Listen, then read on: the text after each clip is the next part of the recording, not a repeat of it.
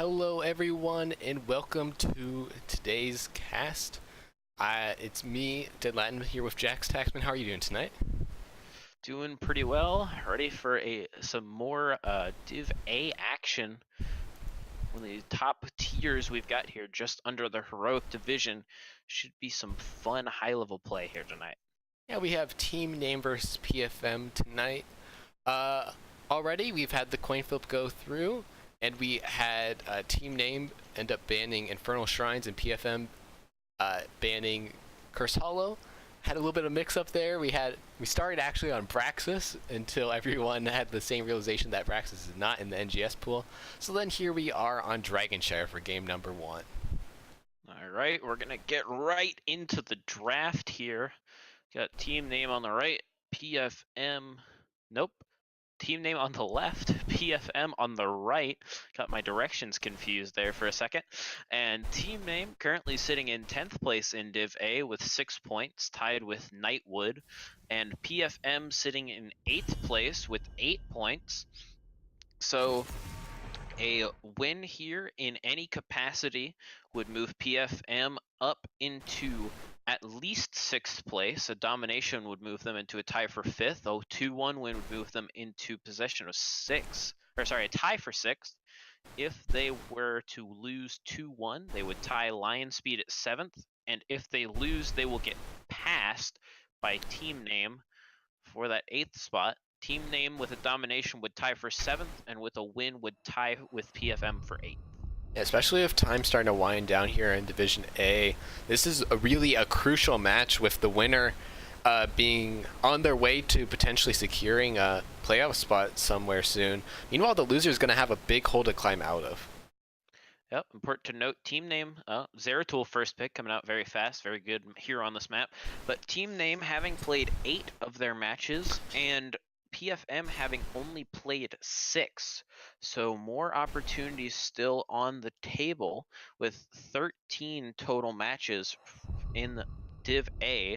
Does mean that there are several matches left to go for both teams, but PFM especially has actually played under half of their season to this point, only 6 out of 13 games. So they do have quite a bit of opportunity to start climbing up this ladder and get themselves into a better seed if they can win, and that might have to start here tonight. They'd like to see it happen.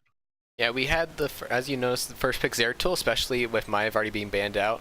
And then Rexar Brightwing's very interesting, a very kind of able to move around. Rexar able to really dominate that top lane and hold down top shrine, so you don't have to worry about that, while Brightwing's able to provide some global presence.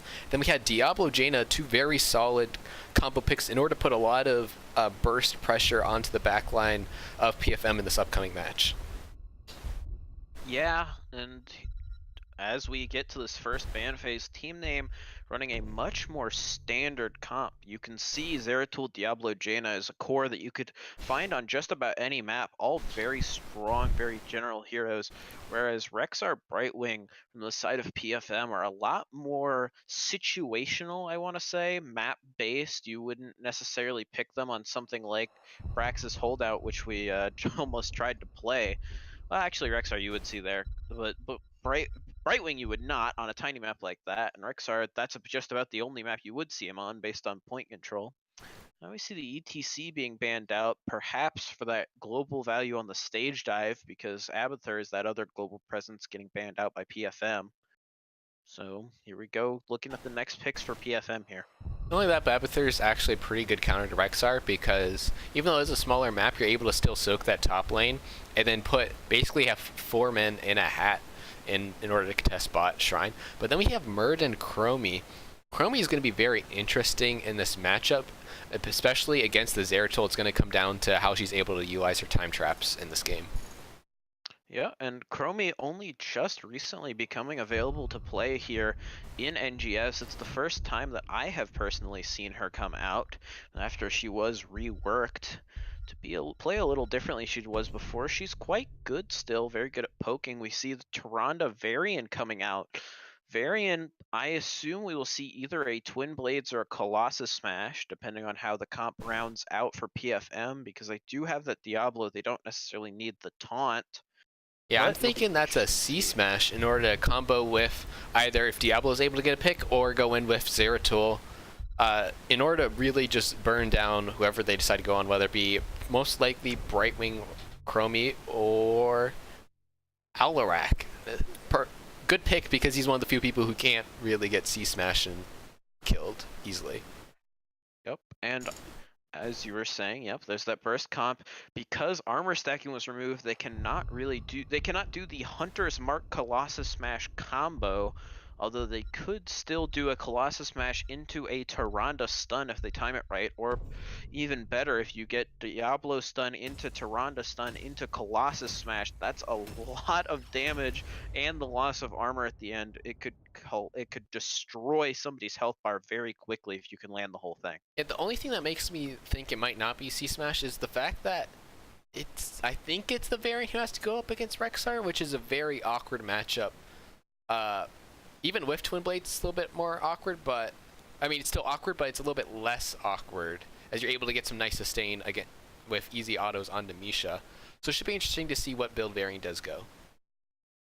Yep, and that's the thing about Rexar, is that if you go against somebody who can take advantage of getting stacks off of Bear, that's one of the big disadvantages you have. And so if he takes High King's Quest, he can easily get some of those hero basic attacks early on against Misha.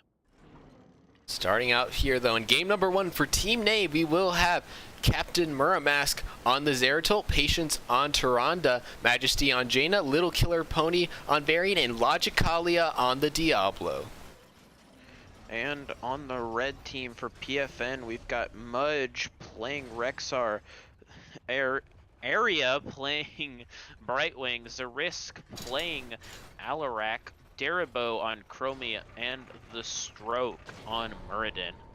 Here we go on Dragonshire. Rexar going top immediately, and all other 9 going to the mid lane, although Rexar may rotate down himself. Yeah, we see Chromie just trying to get some stacks here to go with her level 1 quest. And it will be High King's Quest picked up by Varian, so guaranteed not going taunt. Or I shouldn't say guaranteed, but he's probably not going taunt there. So we do see them trying to engage on the Stroke, but the Tyrande stun whiffs with Logicalia getting the flip. Meanwhile, Alarak going Lightning Quest, actually taking Greater Polymorph at level 1 by Brightwing's an interesting pick. And then other than that, pretty standard picks on both sides. Yep, you do see the Varian with the High Kings up in the top lane, so that Hero's Attack quest he should be able to fill up pretty easily. Globes Gathered won't be the hardest thing in the world as long as he's managing his waves properly. Takedowns will be the thing to take to note. Also, if he can't take down Misha, that does count as a full takedown towards that quest. So he'll have a little easier time filling that out than he might against other heroes, but we'll have to see how quickly he can get that one done. As we see both teams kind of posturing the spot lane, knowing that this will be where the fight will be happening for this first shrine phase, with Rexar being able to lock down top. So we do see Logicalia taking a lot of damage, and the engage actually going on to Majesty here by Stroke, but not really enough follow-up damage to go with him. Logicalia now looking to see if he can catch anyone out here. Not able to find anyone though. Dareville willing to just keep poking, as Logicalia having to force Zarisk off of Patience there. But they are able to take with the Zeratul that bot Siege Camp in order to start putting a little bit of pressure here. And Rexar just doing his thing in the top lane, able to bully Varian out a little bit and take control. In the bot lane though, the 4-man from the side of Team Name is winning against PFM at the moment, and that's actually a 3-man because we do see the Alarak and the Zeratul hanging out in the mid lane.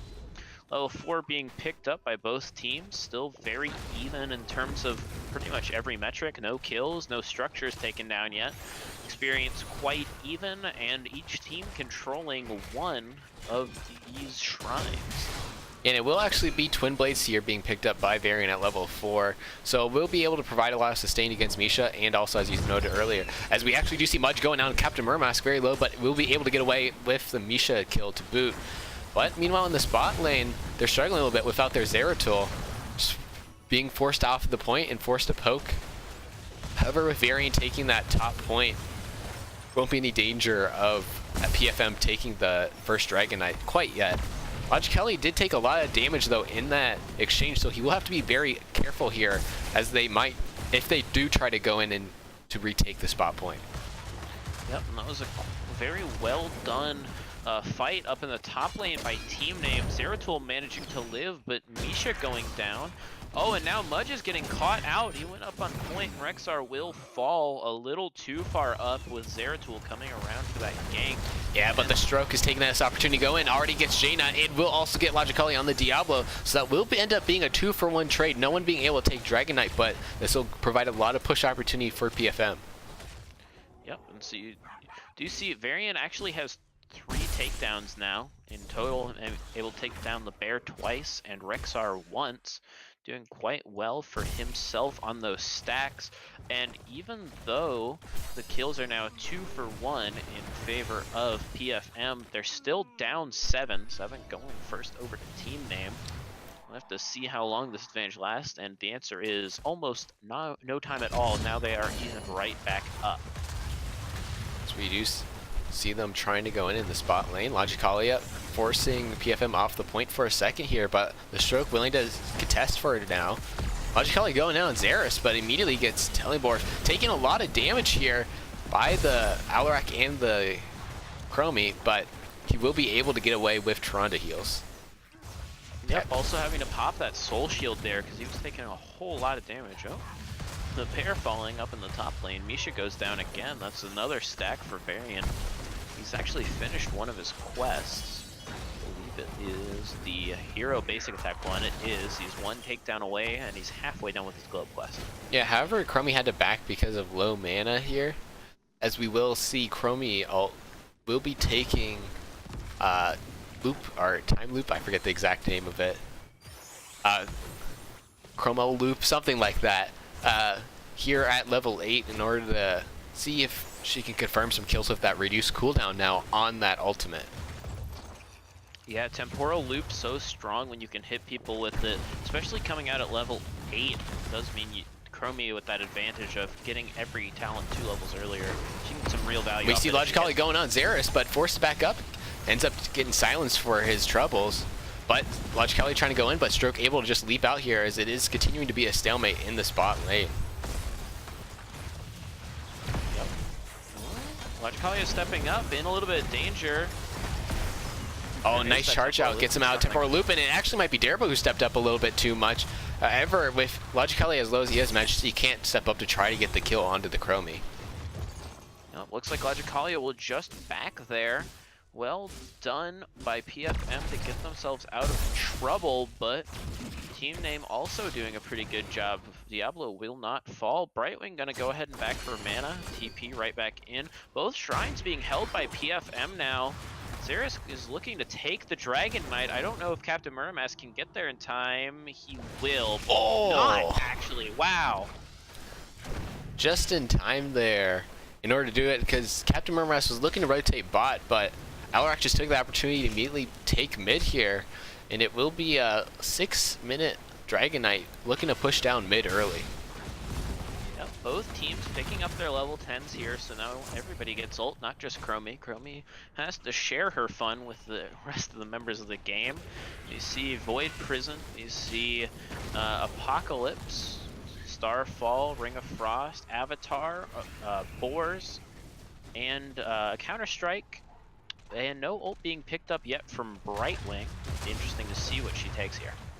Yeah, we see that on the side of team name, they're looking to get this Zeratul Void Prison into Diablo Apocalypse in order to really try to open up these team fights and be able to get some pressure and stuns onto the backline of PFM.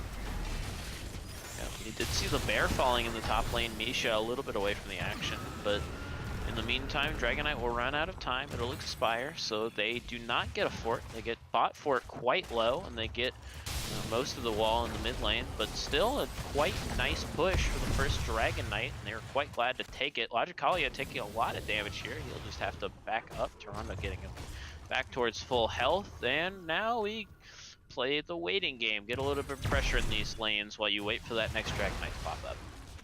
Yeah, again, another Misha kill picked up there by Varian, as he has completed 2 of the 3 mini quests for the overall quest of for level 1. So I believe it's probably globes that is left for him, so he will be picking that up pretty shortly, as we do see Logicali going in. The looks time stop coming in along with Ring of Frost. Already gets Chromie looking to get Alarak. He will go down, and now the stroke is looking like he's in a little bit of trouble, but Team Name will just take the camp and back up. Yep, and like you said, Variant up on the top lane, he's 3 globes, now 2 globes away from finishing his High King's Quest completely. And so with Variant about to hit that power spike, and the team of Team Name as a whole of just now picking up the 13 advantage after being able to steal that camp away from PFM side of the map, and now taking this bottom bruiser camp, it's looking quite good as a whole for Team Name. Little Killer Pony stepped up a little too far on Varian, but managed to get away. Does take some punishment for it, but not enough to put his life in danger. And now they can just push out with the camp here in the bot lane, forcing Stroke to use his lead to get back behind the wall. Miramask might be in a little bit of trouble here with Temporal Loop taking about half his health. He doesn't have Diablo to help heal for him right now, but the Stroke being really low in response by Majesty. A nice telekinesis there by Xerisk, able to get Majesty and Captain Murmask, but not enough follow-up damage in order to capitalize on it. Now Logicali rotates down here, left the Shrine phase, now just starting to spawn. Yep, and you see 13 now being picked up by PFM. They can look to engage if they'd like, now that they're back onto even talent tiers, and they're just gonna poke Logicalia down, force him to back up on that Diablo, and it looks like Team Name is just going to regroup. They have to be careful, though. PFM has both shrines. Varian will take top back, so that pressure will be relieved. But it's looking like anybody's game right about now, and Misha died yet again in the top lane. Mudge needs to take care of that bear. Yeah, he was just trying to keep Misha on point in order to see if they could maybe get the objective, but Rexar himself can't step up onto point, so as soon as Misha ended up down, he had to step off, and that allows for Team Name to not immediately give objective. Yep, did see High King's Quest being picked up about 20 seconds ago for Variant, finally finished, giving that auto attack damage. And now the Stroke in big danger. He will get out thanks to his hammer. With the VP coming out, this could be big. Yeah, APOC being popped at the same time. They able to cleanse the VP, but not the Ring of Frost as Murden goes down. Now Arya in a lot of trouble here. Captain Murmask getting Temporal Loop takes a lot of damage, and Logicali is actually taking this fort, so he himself has to back out, as it will only be one going down for the ult trade, but that will be the both shrines being picked up by Team Name. Yeah, and that was all of the Chromie trap actually saving Logicalia from taking that Alarak combo. Anti-synergy there from the side of PFM, but it was a very well done ult combo by Team Name, but quite impressive by PFM to only lose one. They did a good job of shoring up and not letting anybody else go down, but it does mean that the second Dragon Knight will head over to Team Name, and I believe they should be able to get this bot fort, assuming that they still choose to push for it. They're stepping up now. But Darabo is in trouble. Yeah, Darabo doing a ton of damage. Logicali went in charge really low. Temporal Loop will be able to finish him off, as now Majesty taking a lot of Chromie damage. Darabo just getting free reign now with Diablo gone, and the DK is able to take bot fort, but I doubt they're going to be able to get much else. Yeah, looks like they're just going to go ahead and back off here. They may rotate mid to do a little more, but man, Chromie, those artillery shells coming down from Dragon's Breath really just shred the Dragon Knight. Now Arya alone here in the bot lane is Brightwing. Gonna be fine, but gonna have to back up. That's scary to have 3 people bearing down on you when you're just a simple healer hanging out in the bot lane as a fairy dragon. Yeah, as the Dragon Knight does end up going down here. So it will be PFM starting to look for their camp as the game kind of goes back to resetting to normal. Both teams just going to lanes, looking to see if they can try to pick up 20 here, especially because Team Name has 16 advantage, so PFM has to be a little careful here. Logicalia goes in onto Darabo with the stun, will be able to finish off Chromie. Now they're looking for Xerisk. The Stroke also very deep, looking to get some damage on the Patience, but is forced to actually pop Avatar. Will be able to leap away though, but Muramask not giving up quite yet. Does wormhole away before Xerisk can get the silence. Now Arya doesn't have anyone to TP to, but will be able to get away. So a 1-for-0 trade on the side of Team Name. Yep, and team name was looking for that bush gank in the mid lane, when hoping that PFM would rotate into them. PFM did not rotate that way, instead went straight to their camp, so Zeratul stepped up a little, able to sniff it out, and it was a very well done engage to steal the camp and find the kill onto Chromie. Oh, the Ice is only able to get one, but it will be onto the stroke, able to leap away there before the APOC. Now Captain Murmask in a lot of trouble, as he will end up going down to Chromie. Xerath barely able to get away with his life, as Darbo actually looking potentially for more. No, doesn't have the speed in order to catch up. A nice job by him in order to turn around the fight with Chromie. Yeah, wow, that was... I mean, it was a nice Ring of Frost to catch him out behind the gate, but then Team Name got very greedy there, and PFM was able to punish. Team Name went all the way in under tower, and got punished hard for it with Zeratul falling. And honestly, I'm a little surprised that they were only able to turn it into one kill, because there was a whole lot of greed. It was a good job by Team Name to stop the bleeding and only lose one, but it was a little overly greedy, and it now allows PFM to establish themselves some more map presence here going into this next set of shrines. Zeratul still down for 3 more seconds, but they will have Void Prism up. Still 12 more seconds till Ring of Frost is up to combo those together, but now it's up to Low Killer Pony to try to survive against the Rexar. We'll be able to actually get the kill onto Misha and threaten Mudge here, but I believe Mudge will be able to get away onto Rexar, but still that will at least allow for Team Name to continue to stall this objective. Well, you see the Mudge actually falling fairly low. Little Killer Pony doing a lot of damage to him. Twin Blade Variant certainly beats Rexar if Misha is not there. So it looks like both shrines will head over to Team Name. I don't think they'll be able to capture the Dragon Knight right now, but at the moment they do control both shrines. Xerisk and the Stroke both hanging out in the mid lane to try to catch any rotations and make sure that the Dragon Knight can't be picked up right now. But now you see Team Name stepping way up. He's just going to try to put some pressure in this bot lane if PFM isn't going to be there to contest them. Although now they're just going to back up to point. Although Captain Murmask is way up. Yeah, he's looking for a VP here. Gets the 2 that he wants. However, it will be APOC. Gets the Ring of Frost. And that will be Alarak getting absolutely blown up there. Will end up going down, but the Counter-Strike able to do a ton of damage on Majesty, who's forced to back up. Zeratul ends up going down there, as now Logicalia, the one in trouble, takes a ton of damage. Majesty, too, with the same Dragon Breath. 2 for 1 value. It's just patience now. The Stroke will be looking to leap in. Looking to see if he can get the stun off. Oh, and right into the time trap. That's unfortunate for patience. It's the chase still on. Brightwing taking that bot shrine now, as they still need to try to finish off the kill onto Patience. Oh, Patience will finally go down. And that will be this DK going on the side of PFM.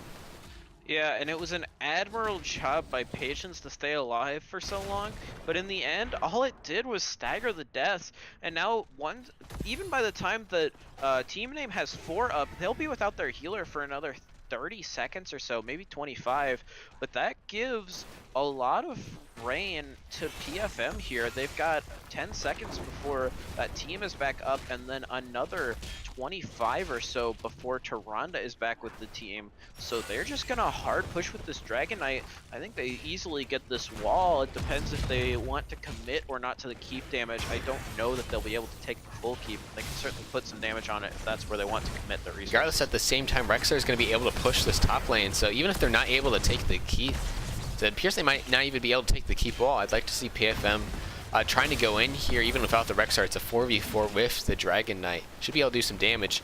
But Rexar is able to take down this top 4 with everyone on Team Name being focused on the trying to finish off this Dragon Knight, which will now be rotating mid in order to see if they can threaten mid for now. Yep, and so that fight right before the Dragon Knight ends up snowballing into getting the 20s, hitting even talent tiers. Oh, is VP Pop Murmask trying to start a fight here? He's actually in a little bit of trouble, but will be able to finally TP away. Stroke and Xeris were putting a lot of pressure on him, but Logicalia actually ends up getting stunned. The root only gets onto Misha. However, the APOC able to get, I believe, 2 as Rexar and Alarak goes down. Lil Killer Pony being time looped away. or temporal looped away, but Darabo will still end up going down. Now the stroke actually out of mana here, so he won't be able to leap away quite yet. A lot of damage going out onto him. He will end up going down, so a 4-for-0 trade here. Team Name might be able to threaten keep and potentially even core. Yeah, they certainly should get this keep. They're all kind of low, but I think they absolutely can look to start attacking this core. I'm not sure they can finish it. Depends on how hard they commit. It's possible, but not guaranteed.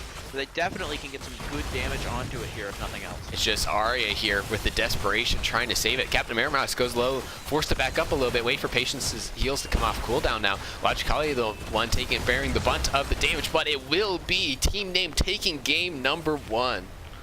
Yeah, and they were able to just shred down that core so quickly and take it. A great job by Team Name to bounce back in that game. It was not looking great for them after that fight they lost before that final Dragon Knight, but able to reverse it right after the Dragon Knight went down, win a huge fight, and roll it into the end of the game.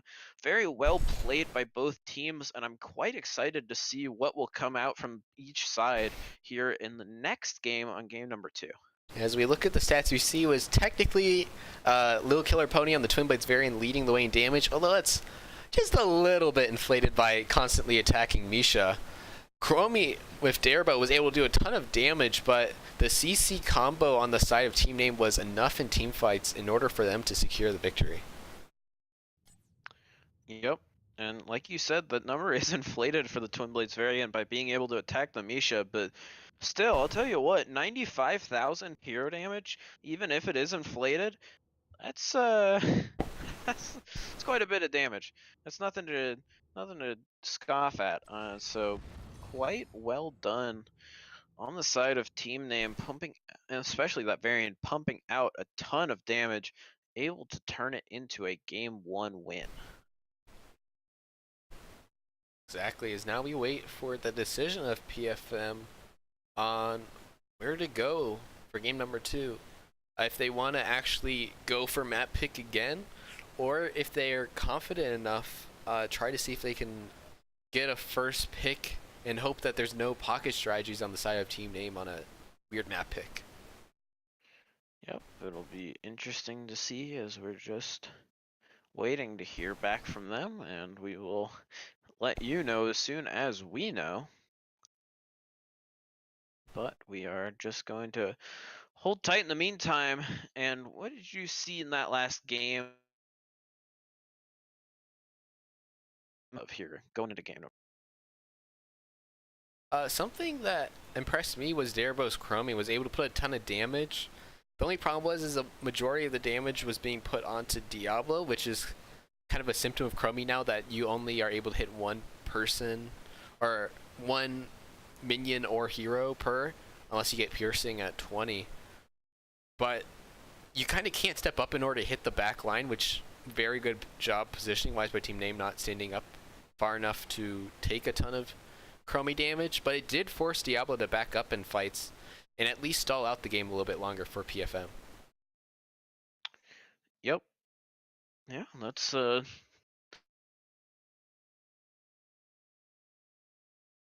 going into map number 2, or if they look to change it up a little bit. And really, from PFM, nothing really was horribly wrong in that last game. It was close the whole way through. It just turned on that one last team fight. So I don't know that they need to change too much heading here into game number 2. And if your Team Name, well, you just won that game. So certainly I don't think you are unhappy about it. But it was pretty close. So I think you might stick with the same thing for the most part. We'd have to see. Well, I think we're What definitely going to see some bans. I think Diablo is most likely to get banned on the side of PFM because it's either that or potentially they ban Zeratul instead of Maiev. But we might see a Maiev then come out from the side of Team Name. That's the challenge with both of these S-tier assassins who are kind of on a tier of their own. That if the other team isn't willing to ban one and they have first pick, you have to pick your own poison, basically. Yep.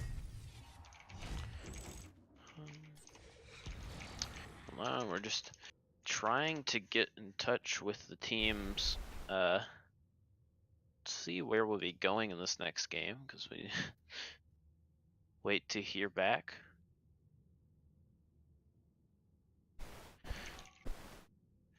It will be Tomb that ends up being picked by Patience, which I believe is Okay. team name. So Patience is team name. Yep. So we are going to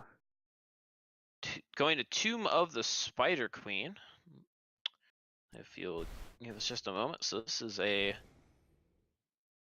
much smaller map than the previous one. We are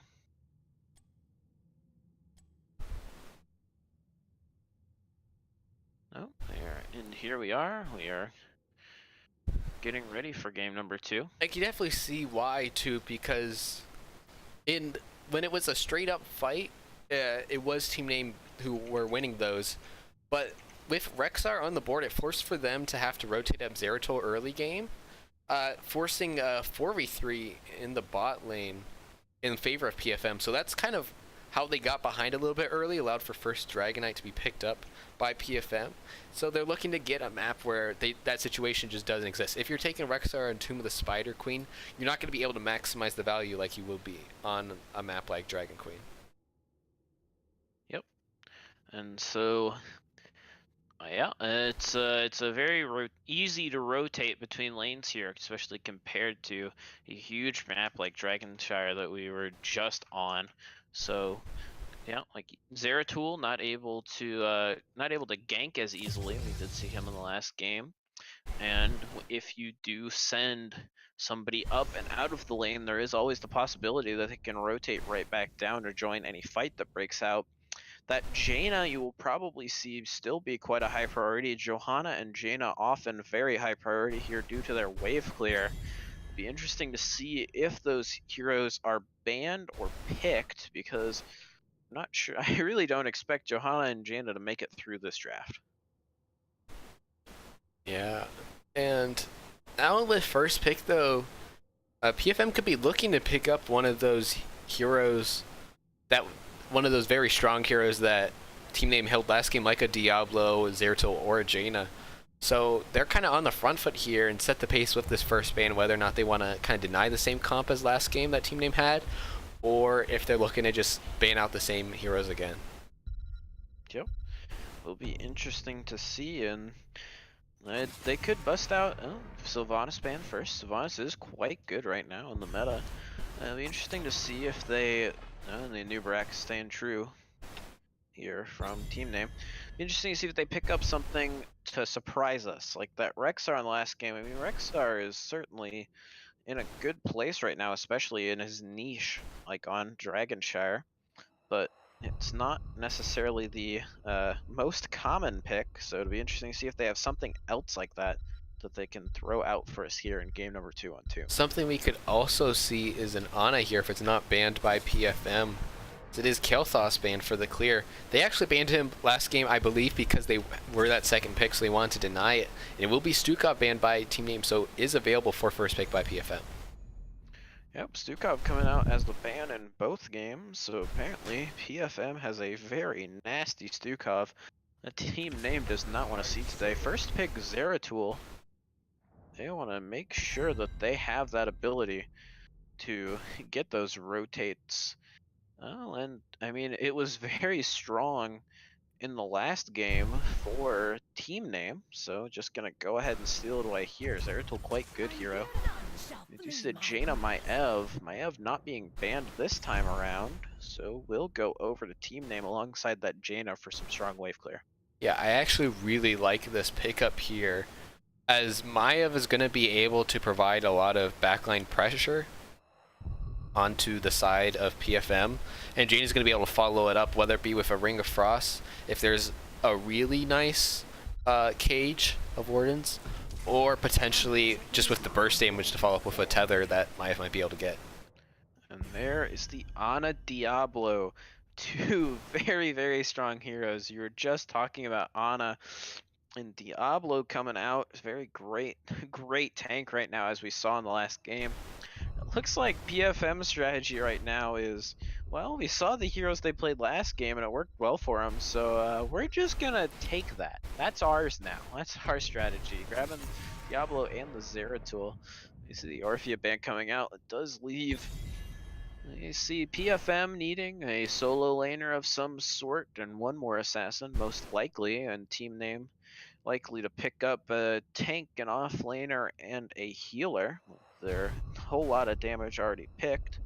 Be interesting to see what this last ban is here from PFM.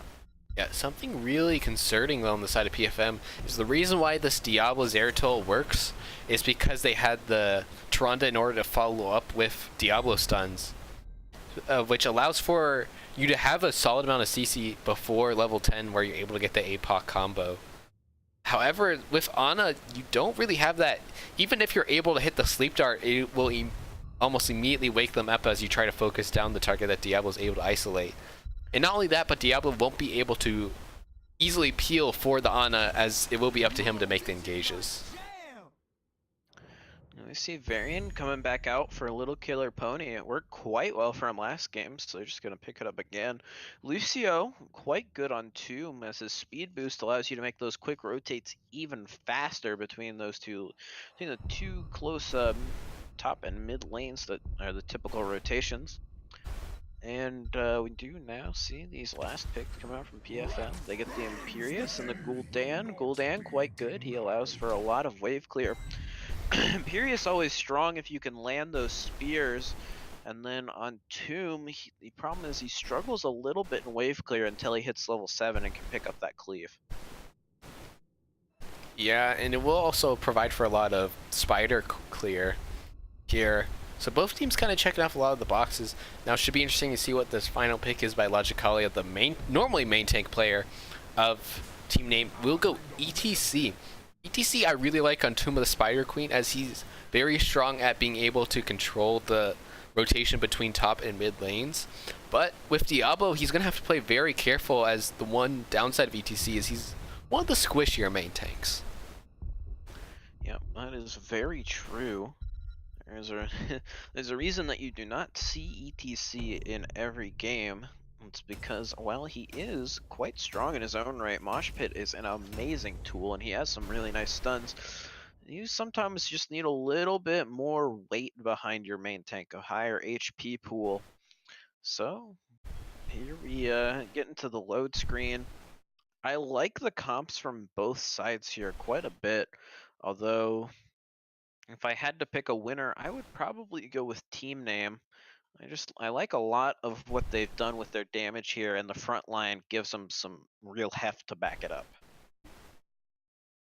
Yeah, I actually agree here. It's going to come down to whether or not PFM can be able to hit their combo effectively, and if they fall too far behind in the early game, as I believe that team name has a very much stronger early game. But we will be going into game number 2. Up 1-0 already will be team name Logicalia on the ETC, Patience on the Lucio, Little Killer Pony on the Varian, Captain Muramask on the Jaina, and Majesty on the Maiev. And looking to bring it back from this deficit in the red side, it is PFM. Arya playing the Ana, Daribo playing the Gul'dan, the Stroke playing Diablo, Zerisk playing Zeratul, and Mudge over on the Imperius.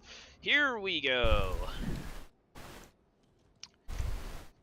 And right away, again, PFM splitting Mudge off to the solo lane immediately and leaving the other 4 in the middle, while team name elects to send all 5 to the middle.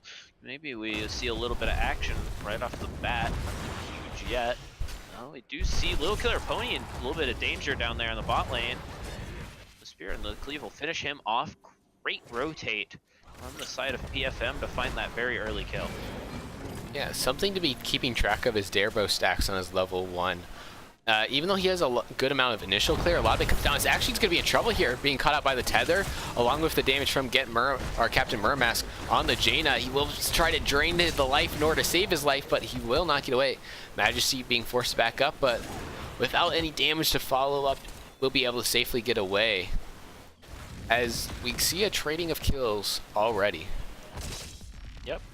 And that is one of the things with Gul'dan you have to be so careful of, is he's so susceptible. If he's found out of position, will fall. The stroke, a lot of danger. He may fall here, and he does.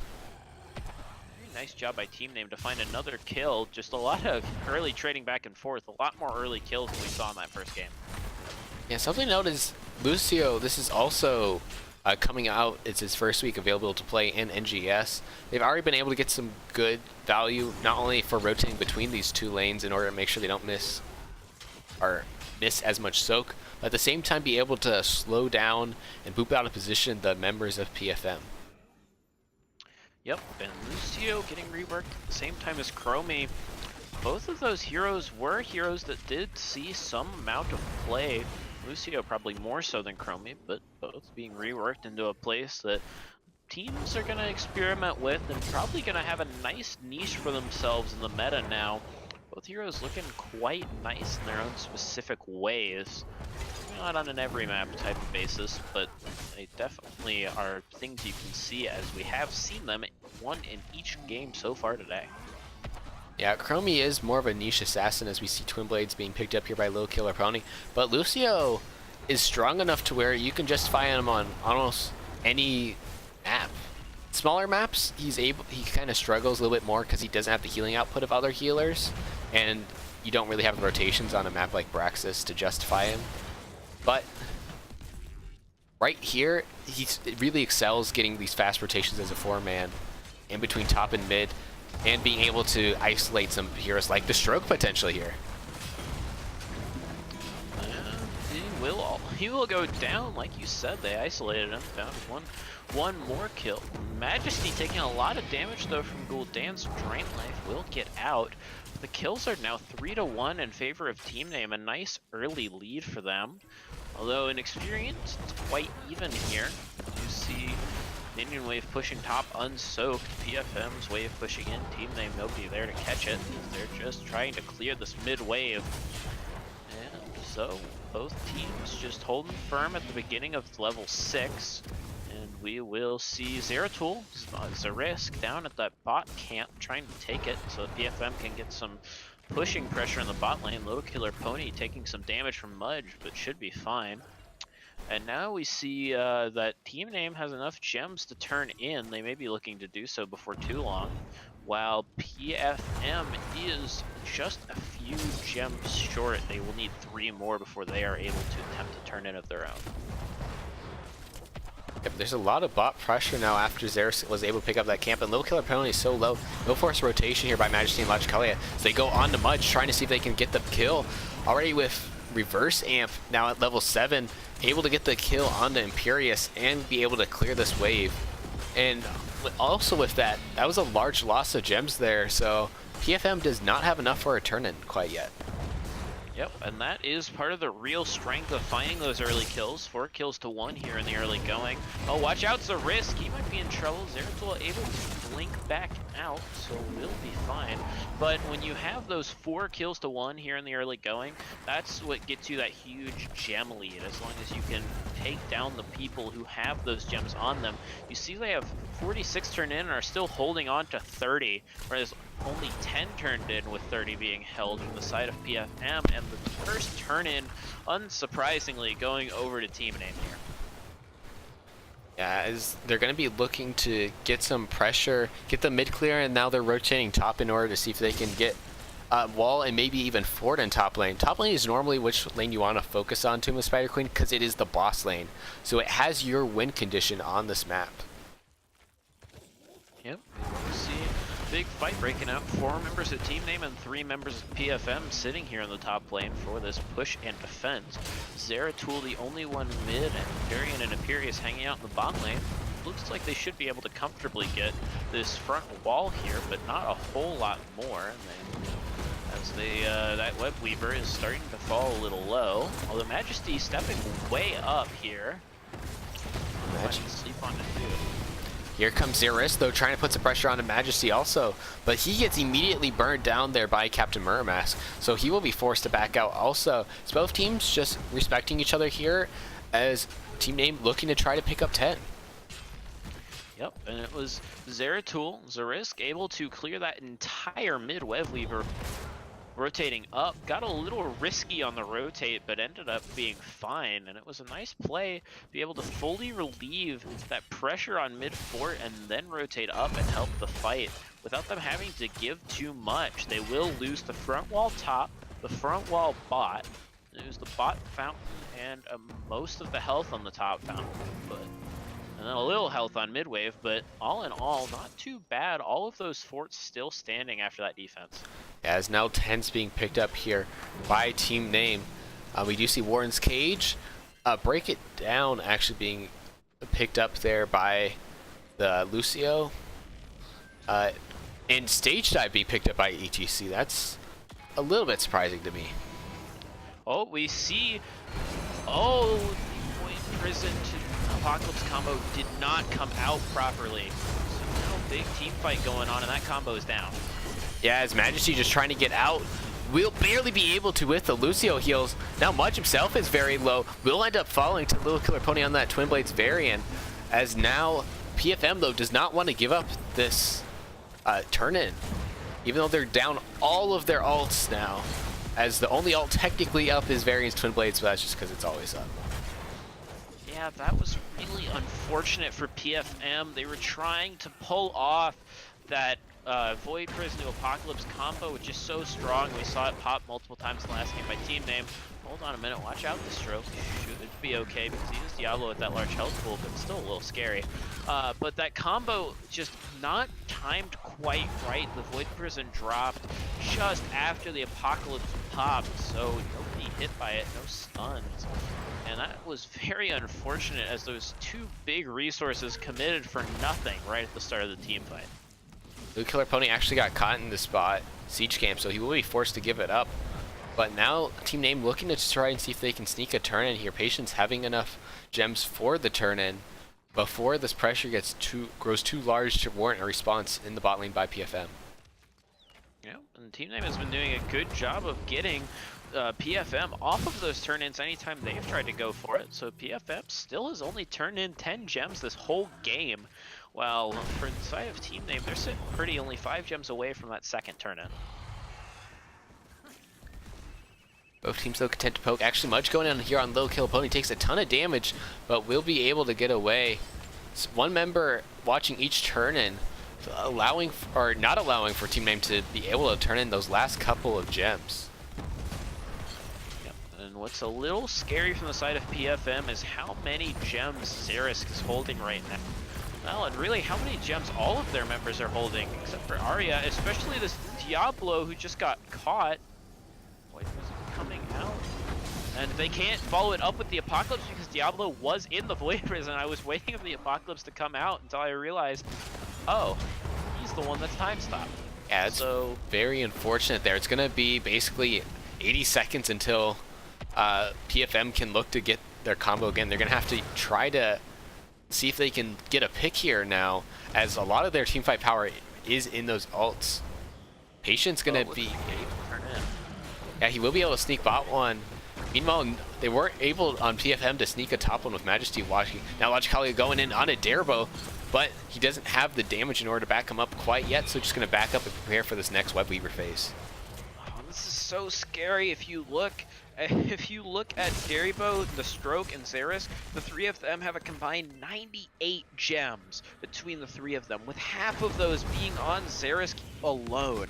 And that's so terrifying because if Zerisk now combined they have 100 gems. I know Zerisk has a lot of escapability being with Zeratul, but if he makes one mistake and gets found out, that is so many gems that you will lose. They have to play so careful here on this defense. Yeah, Logically gets caught out a little bit there. Nice spear by Mudge, able to catch him out, but he's able to back away before he loses too much health. Even with the armaments being used by Mudge, not able to catch anyone out.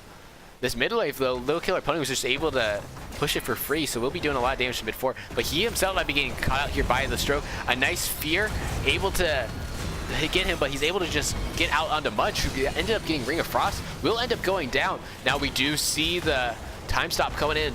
And a nice APOC there to follow up, but there's no damage to follow up. Majesty putting a lot of damage now onto Xeris, who holds a lot of gems. He cannot afford to go down at this stage of the game. As they're just backing up, ETC wants more. Logicalia power sliding in. Xeris will get out and back. They will finish off this bot Webweaver here, but that's a really nice push by Team Name, finding the Imperious, finding both the mid and bot forts. Now it looks like they're going to turn on that bruiser camp from the side of PFM. They're going to steal it. Logicalia just sitting firm in that bush. They will get the camp now. They're back off. So Risk going in, doing poke damage on Majesty, will have to get out. The stroke going in, doing a lot of damage on Patience. And Patience almost got caught there, but they weren't able to follow up with Spear because I believe Mudge wasn't quite back yet from coming from the Hollow Storm. So now 116 gems being held by PFM. They desperately need a turn-in just to get rid of some of these gems. Meanwhile, Team Name already surpassing them in the gem turn-in count, able to turn in their 40 gems here. Majesty just watching the top turn to make sure that PFM gets no relief.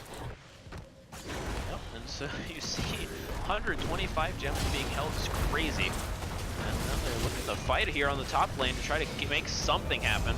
Yeah, the fear ends up missing here. Majesty going very low, but Xeris will be able to get his turn in finally. So that's 50 or 40 of his gems turned in. Still holds 16, but now he's going in looking to see if he can finish up Murmisk. Instead, it's Logicalia taking a lot of damage, but the ult coming out from Lucio able to do it. Now here comes the stage dive along with... Oh, it appears that the time stop will not allow for APOC to go off. No Killer Pony, though, was the only one not time stopped there. Oh, a huge Ring of Frost catches 4. Along with the ETC slide, we'll be able to get at least 1, gets 2.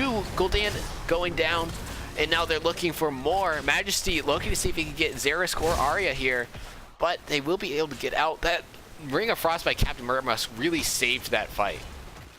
Yeah, and again, the Void Prison timing so unfortunate. The Apocalypse was down, and so it was about to go off and hit at least 2, maybe 3 members of Team Name, but then the Void Prison came out and stunned those heroes that were about to get hit and ended up making Apocalypse go for almost no value.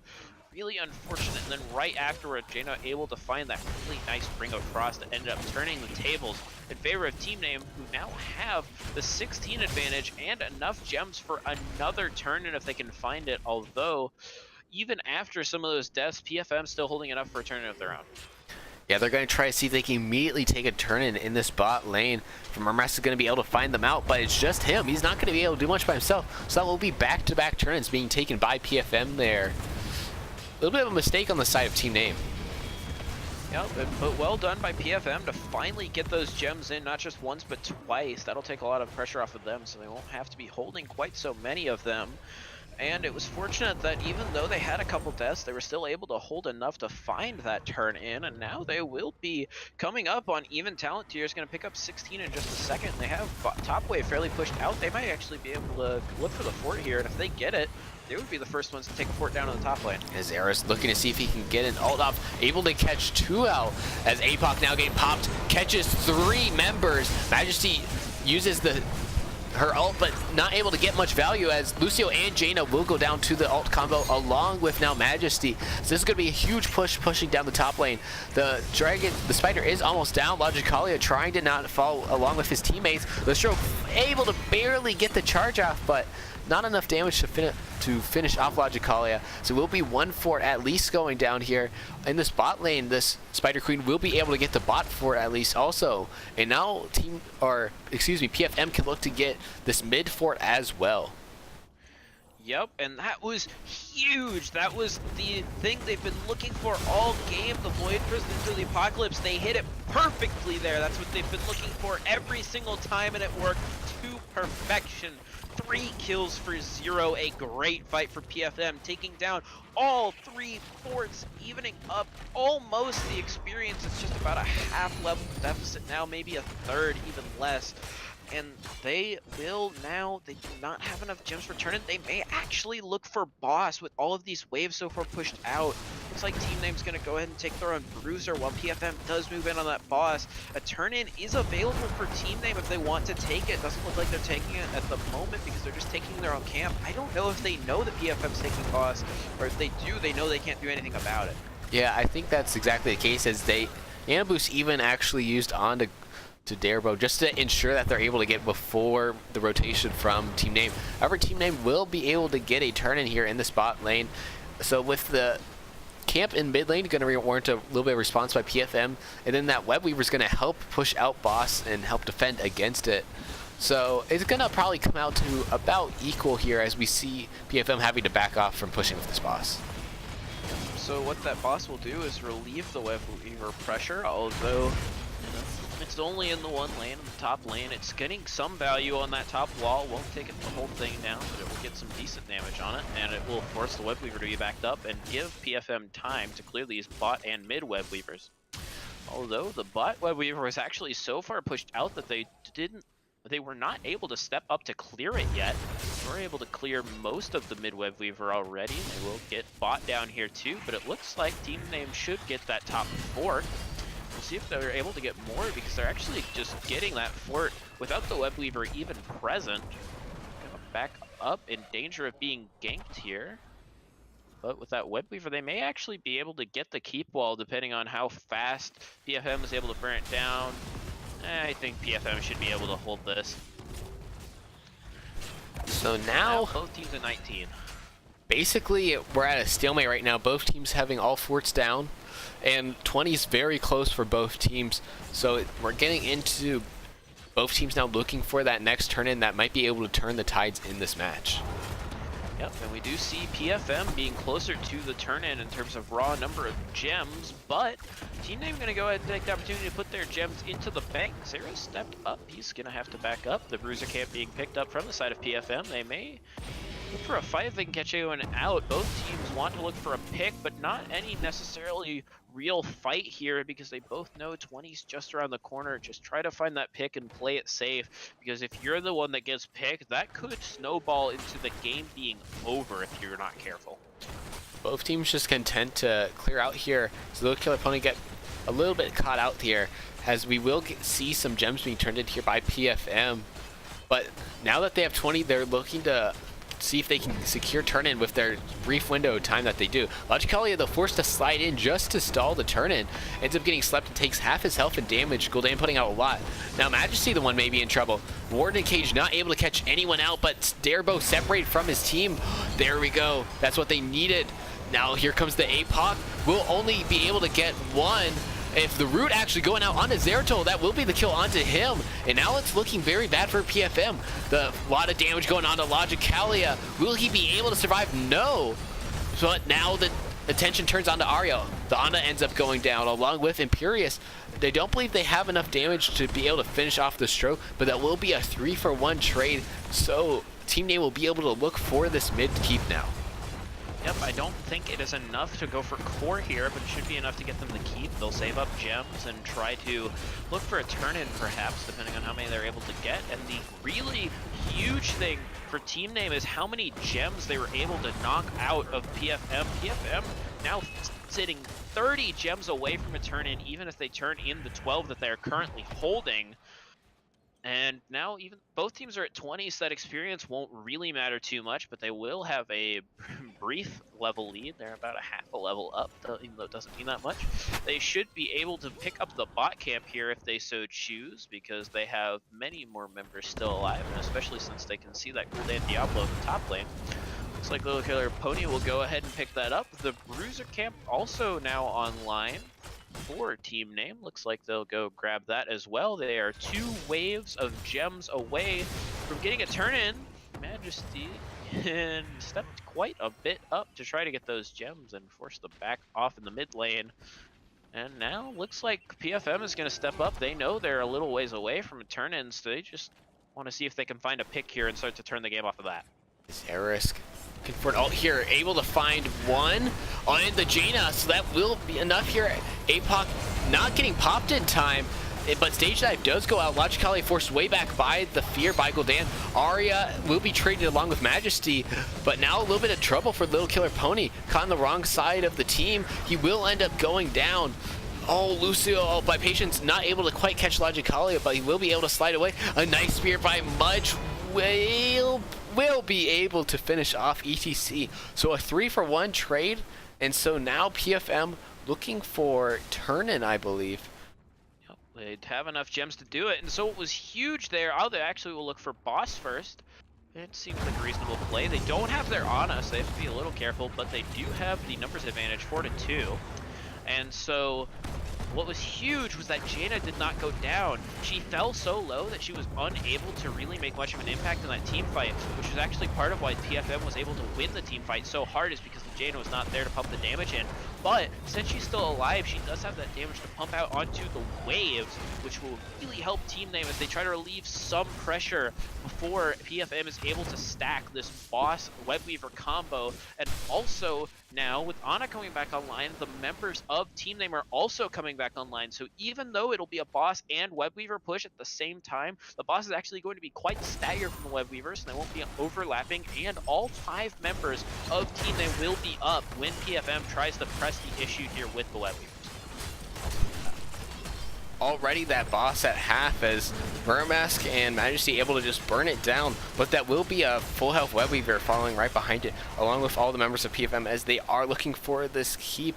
And if they're able to get a pick here potentially with that Zeratul combo, they might be able to just win the game. Something to look out for in this upcoming fight. Yeah, Majesty had to be careful. Using the shade or the spirit to wave clear meant that she didn't have it available to use an escape TP. Zarek's going in, putting some good damage on Captain Muramask, forcing him to back up, and it looks like they may start a big fight here now that the Webweaver is on the keep. Boost goes on to Xeris, able to catch 2 out here. Now here comes the APOC. Although the Ring of Frost able to catch 3 out there, the fear though might be enough. Able to get Maya Logicalia very low, able to stage dive and stay away. Imperius actually ends up going down, so that will be a 1-for-1 trade for now. Maybe Team Name can end up stabilizing here. Xeris though looking in, trying to see if he can finish off Captain Miraras. No. So with the Webweaver already down in a 1-for-1 trade, it will be PFM being forced to back up here. They're looking for Little Killer Pony, but I don't think they can do enough, although a lot of golden damage ends up killing Lucio, and also Variant Stage Dive coming out now. But it might be a little bit too little too late. Now Xeris, not enough mana in order to potentially follow up on Nemeramis, but with 4 versus 2, PFM will be looking for core. Yep, and looks good play here. Those last 2 picks will enable them to take a shot at it, especially with this Webweaver on the core, although it will go down now. All Webweavers down. That bot keep should fall to those Webweavers that are there, or the spiders. APOC got getting a whole lot of value, but the core is getting shredded. It's down to 50% already. It should fall. There's no way that Team Name can not defend with this few people. It will fall, and that will tie up our series 1-1. We're going to a deciding game 3. This has been a very good one. Yeah, the Void Prison APOC combo, a 2-0 so far this match. Should be interesting to see how contested it is for this upcoming map. But as we look at the stats, we see Maiev was able to put in a ton of work, but as Zeratul able to come on late game, along with the Void Prison APOC combo, it was just too much there for Team Name, as PFM able to pull it out. Yep, so Void Prison APOC, a pretty strong combo as we've seen here, and it seems like they've been doing quite well with it. It looks like Team Name will be taking the first pick, and so we are going to go ahead and get into contact with PFM and see what map they will be taking us to. So as we look to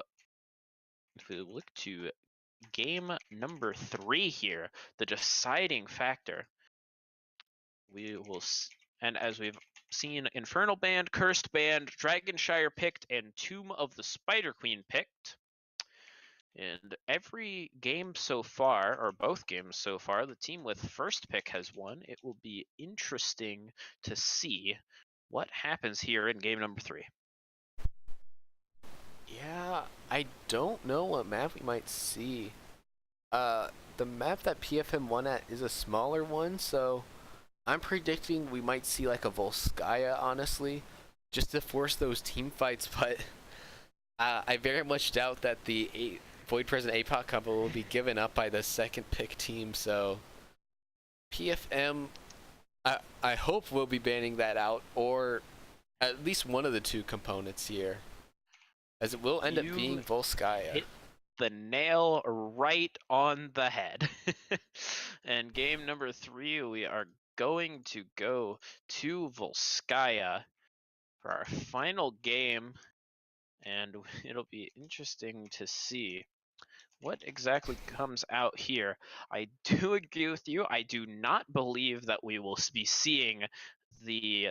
I do not believe we will be seeing that Zeratul Diablo make it through. And even if by some chance, we're not. I don't think we're seeing them both make it onto the same team. It should be interesting. This draft is going to be very interesting. We had some like weirder bands last game.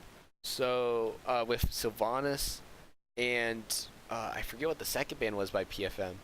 So Kael'thas was the second band. So now that they don't have first pick, there's a couple key things I think that are going to be contested. Ana is something that they might ban again. They banned it game number 1 because they didn't have first pick. So we'll look to see if they go with that ban yet again. And then another ban is that I would think Zeratul of the two might get banned out, as both these games have gone very late, and that's when Zeratul really shines.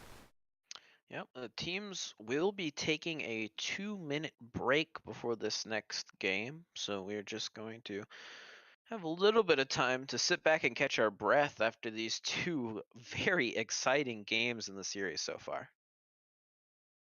Yeah, this one's going to come down to the wire, I believe. These teams are just so closely matched up.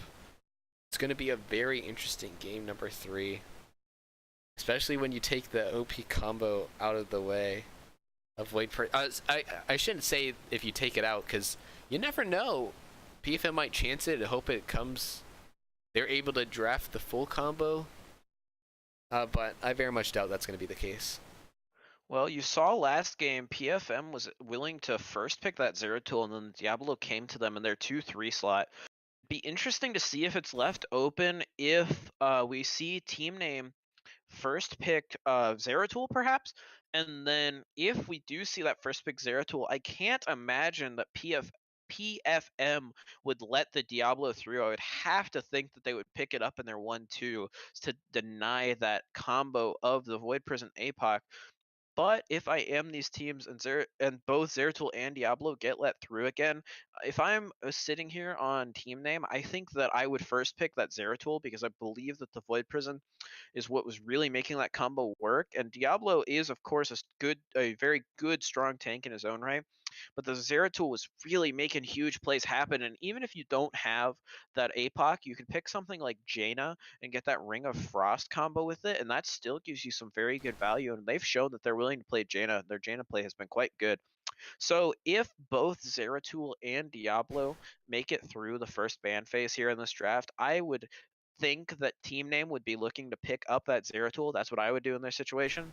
But it's also very possible that Zeratul himself gets banned, or possibly Zeratul and Diablo. We'll just have to see what these teams are looking for, because both those heroes quite strong, but there are other very good heroes. For example, Ana, super strong on this map, and she has been great in this series as well. No, I think if you're PFM, you just ban Zeratul.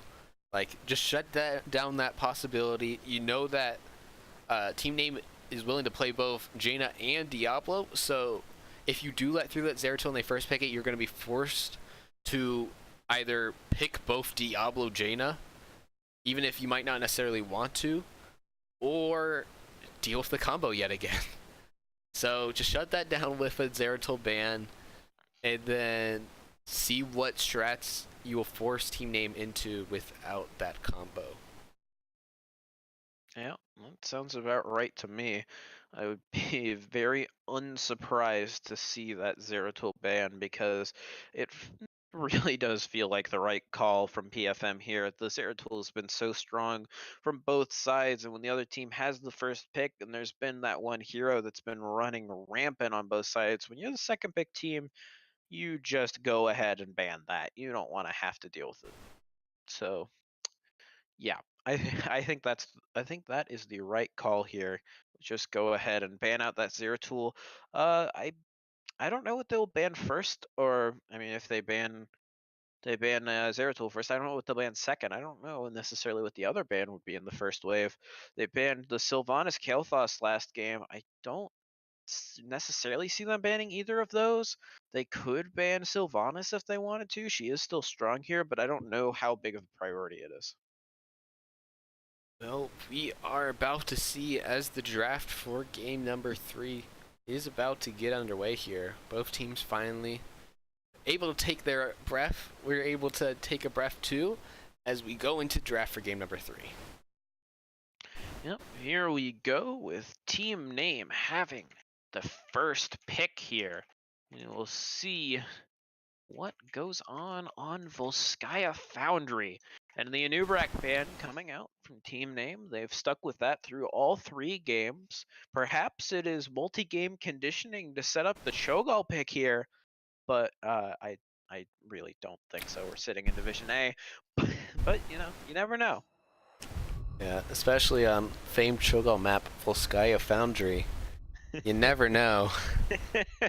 But should be interesting to see PFM's bans as Kael'thas actually banned. Now he is point control, so they were scared of that last game, and I expect, yep, here comes the Stukov ban. So now it's on PFM's side. What do they ban? Do they go for a Maiev ban? I think Maiev wasn't like really too scary. Early game, able to get some nice picks there with Majesty, but it's hard to really get some nice Warden's Cages when your team is dead anyways due to the combo of Void Prison plus APOC, so. Yeah, I'm expecting a Zeratul ban here, and there it is coming out. And I mean, we talked about it for the whole. I mean, I think we are in agreement that is the right call. Yeah, now Ana is actually open for team name. It was banned out early on, but instead they're just going to go back to that Maiev again, see if they can get some early momentum like they were last game, and sustain that now that they don't have to worry about the combo from Zeratul plus Diablo. Yeah, makes sense. Maiev, still a very good hero, very strong assassin. Volskaya is a good map for her.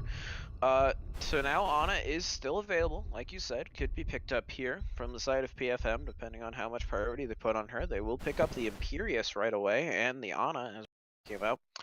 Imperius this early is very interesting to me. Imperius by no means a bad hero, and they played him and it worked well for him last game.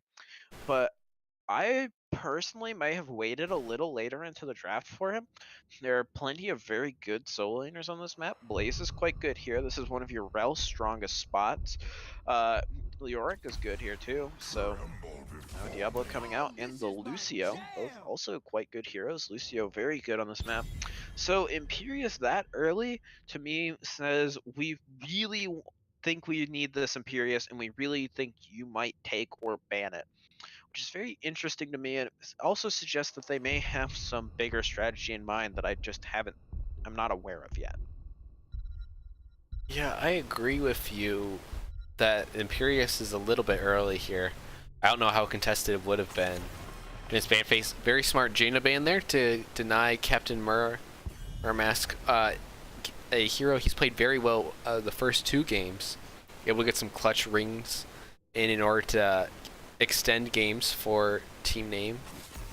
And Garrosh the ban in order to take away a very strong main tank, not leaving any real S-tier main tanks available for PFM, but still a lot of options on the table here for this 3-4 pick slot.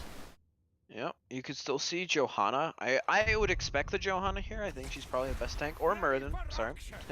They did play Muradin earlier. I probably should have called that one out. Muradin's still quite good, and the Chromie coming back out. They did play Muradin and Chromie in the first game, and they didn't win that game, but the Chromie looked quite good, a lot of poke, and this is a good spot for her, as people will clump up on those points that they have to stand on to channel the Protector.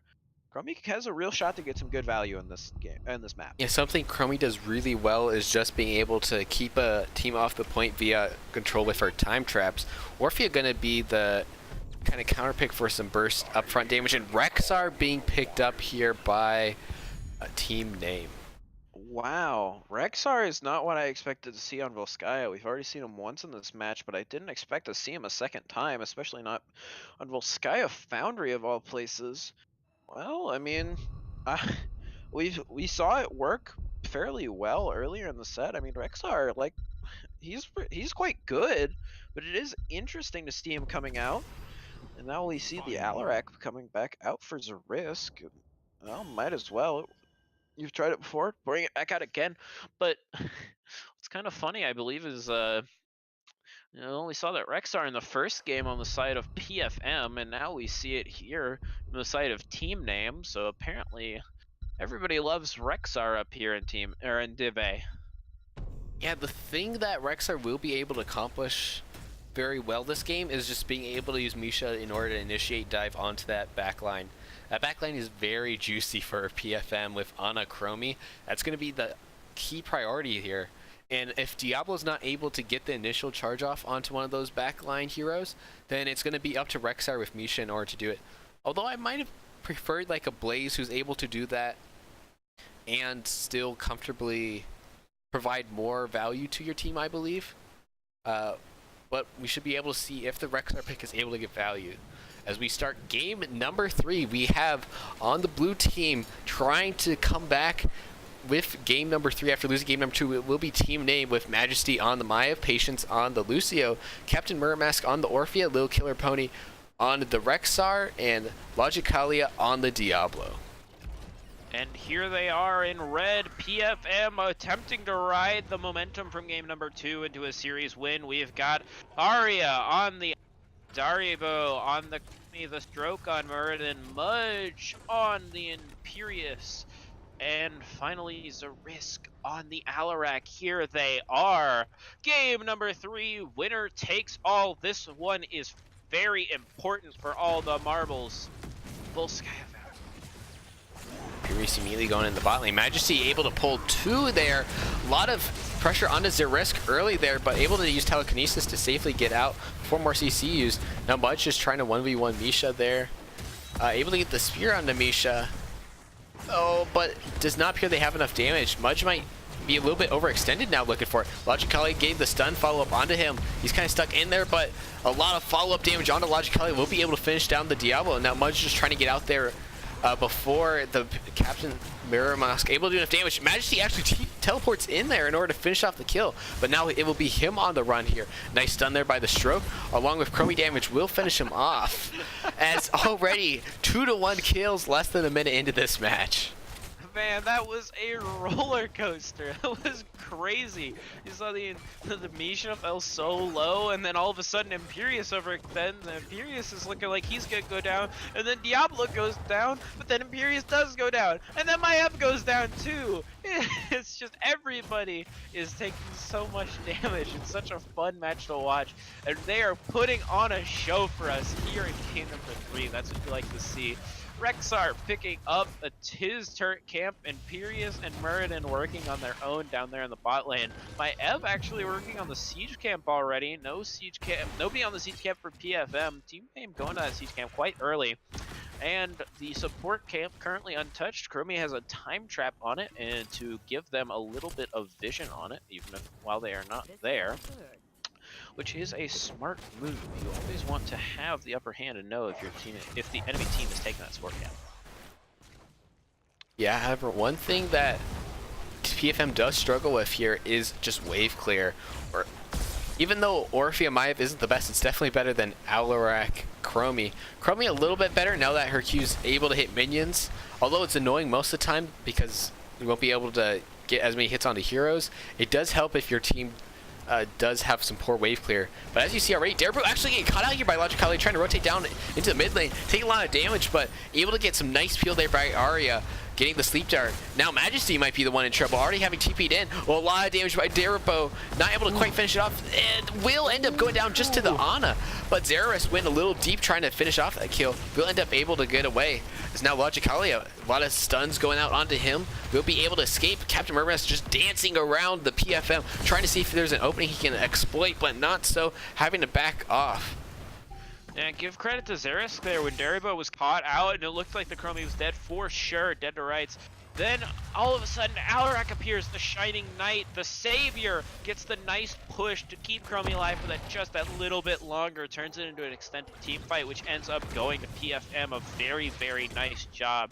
and they end up finding the kill and making it 3 for 1 so far in this game, and able to take control of the point first, as Maiev only just now got back.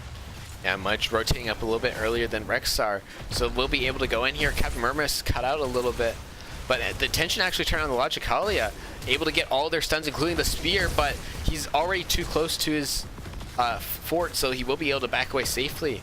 At this point, already up to 60%, and with that, PFM almost having level 7s, team name gonna have to go in very soon. Yeah, you do see the turret already dropped by PFM. The turret still being held by Rexar from the side of Team Kill, but now it is dropped.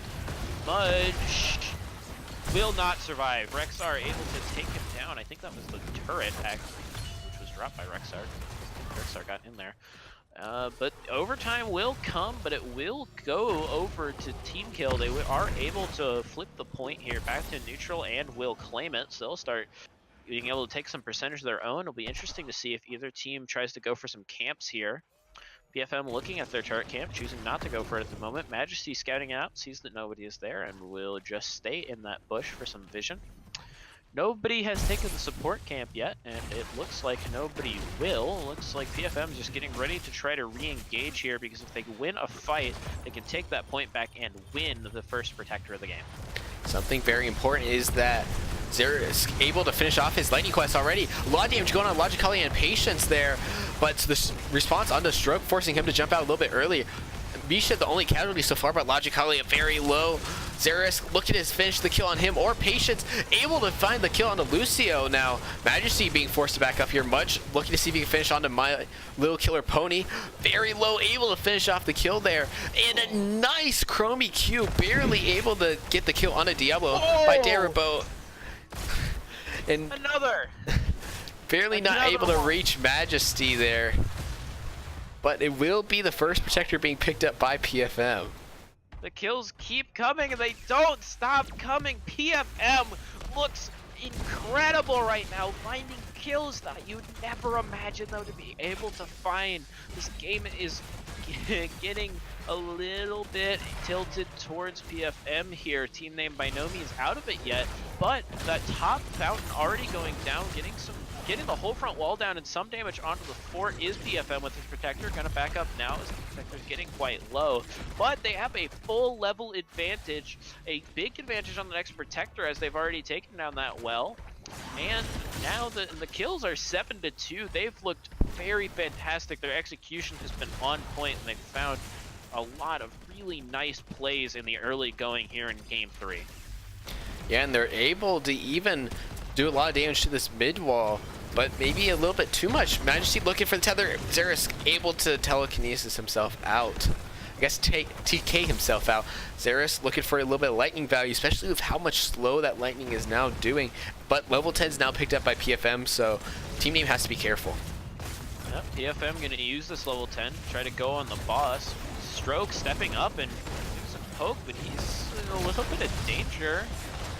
They'll get out, and they're looking to fight a little bit here. They will pick up the emitter, and it looks like Team Kill would just back off. Logicalia getting down to about half health. Patience falling to about 2/3, and so they just have to back off and soak for 10. Little Killer Pony picking up his own turret, although looks like PFM's going for an invade. Xerath is here first, gonna force Little Killer Pony to back up, and it looks like they'll be able to steal that turret away. Yeah, so far you kind of take this as team name, though. Not too much is lost, and they're about to pick up their ults. Meanwhile, PFM already having used 2 Majesty going in. Not able to get the tether on Xerath, though, forced to use Counter-Strike. So that now that's 3 crucial ults down for PFM. As soon as team name able to pick up their ults now, they might be able to look for an engage, but immediate pause in order to break up the momentum a little bit. Tactical pause, as they say. Oh, something interesting to note is that here, Imperius actually picked Wrath of the Anguirus, did not pick Angelic Armaments, figuring there was enough tankiness on the side already with the Mirrodin with the Avatar. Logicalia actually just fully dropped from the game, and Diablo has picked, Apocalypse. I hope that it was him doing that, and that he's not getting in trouble based on the bot's decisions. We will wait around to see what happens. But yeah, Wrath of the Anguirus here from Imperius is, I think, a really interesting pickup. Although you do have that Mirrodin, with the Avatar to be your really beefy front line, the angelic armaments give you such really nice survivability that it's interesting to see that they went for it. I mean, it is nice to have that extra CC when all you really have is the Muradin hammer and the Alarak, but we'll see how it works out for him. Yeah, the problem is that the Stroke's been very aggressive with his leaps. That's not normally a problem, but with Mudge taking that ultimate, when he does use it, there won't be pretty much any protection for Arya. As we do get back into the game now, with now PFM looking in order to take their turret, while Team Name just looking to try to alleviate the pressure and kill, potentially look for support camp. Now they're just kind of rotating around, see if they can maybe get a pick here in between mid and bot, or mid and top. Yep, so now Mudge responding to that bruiser camp in the top lane, or sorry, the siege camping that was picked up by Team Name, with the item advantage currently being held strongly by PFM, holding 2 turrets and an emitter. Mudge needs to be careful. Logicalia engaging on him. He doesn't have those angelic armaments. He will use Rathian and Gears and actually get Majesty on Maya behind the wall. Maya flips but does not get out, and so will go down. The stroke came up, the whole team rotated, and the tower was firing. So Rathian and Gears getting huge value, allowing Imperius to escape and find a kill on his way out. Yeah, even though you leap literally above the ceiling of the game, still can't get over to those pesky walls. Nice heads up play there by Mudge there, in order to see that Maiev had already used her TP, so able to safely use his ult onto her and be able to get the kill as a result. Yeah, very nice play, and that is the reason that you take Rathian and Geras, so you can make the plays like those. So now they Maiev will be back up for this point. It will be a 5v5. Mudge actually getting some good damage on a little killer pony in the bot lane. It'll be interesting to see who makes that rotation first for this point. They're just kind of, it's a slobber knocker, they're beating on each other. But, oh, it looks like actually Zerisk and the Stroke come down and finish off Rexar. And so this will be a 5v4 for PFM with a 13 advantage. Yeah, even though Team Name is going to be able to take the point for now, we see a rapid rotation by PFM as they know this is a 5v4 with 13 as you noted, so a huge advantage for them upcoming in this fight. So Team Name just positioning on the very edge of this point, getting ready to seed it as soon as they see PFM stepping up for it. What's a little weird there is that PFM actually took the time to clear that wave before stepping onto the point. I might have liked to see them step up a little faster and then go back down to clear the wave. I mean, it didn't really cost them a whole lot in the long run, but it did cost a few points of point percentage. It probably won't mean anything, but if it does come down to that last second tick of like 100 versus 99, then you're gonna regret that you gave them those couple extra seconds to take the point there. As now we see a turret camp picked up by Team Name and support camp picked up by Mudge. We see Team Name starting to rotate in onto this point, but as they do pick up their 13, Diablo had to travel all the way to the bot lane in order to pick it up, so it will be a little bit more delayed. They will have to go in immediately as soon as they see Diablo in order to make sure that PFM isn't able to immediately pick up this point. Logically taking a ton of damage though already, and the time stop, he won't be able to step on this point in time. Fantastic job by PFM just to be able to zone out Logicalia. Now actually we see Majesty going in, using the Warden's Cage in order to try to catch out Darabo, but will immediately have to retreat. But be able to retreat safely as Team Name forced to back up here, as PFM actually looking for the fort and potentially even the keep after this in order to start putting some pressure onto Team Name. Yeah, but that was actually a very good heads-up play by Majesty on the Maiev, going in and going back out. She did pop the Warden's Cage there, so that was a commitment of resources, but did get both a... Oh, well, she did overcommit there. That will be a death. But getting a turret and emitter to be popped on the point from PFM, actually, the turret may have actually been... Oh, excuse me, the turret was their own. I have actually popped the turret, but got the emitter to go down. Still a favorable item trade, but now forcing out a turret from the side of PFM, but losing your life is a much worse trade. The play on the point, much more favorable to trade a turret for a emitter than to trade your life for a turret. Yeah, there wasn't really a reason for Majesty to go in there. They didn't have the ability to step up in order to follow up with whatever CC. However, it might actually be Zeralisk here, forced to pop Counter-Strike to make sure he doesn't get caught out. Won't be able to catch out the Misha with the damage, but it will be another 4 taken down here by PFM. A nice job to get a ton of value off this Protector.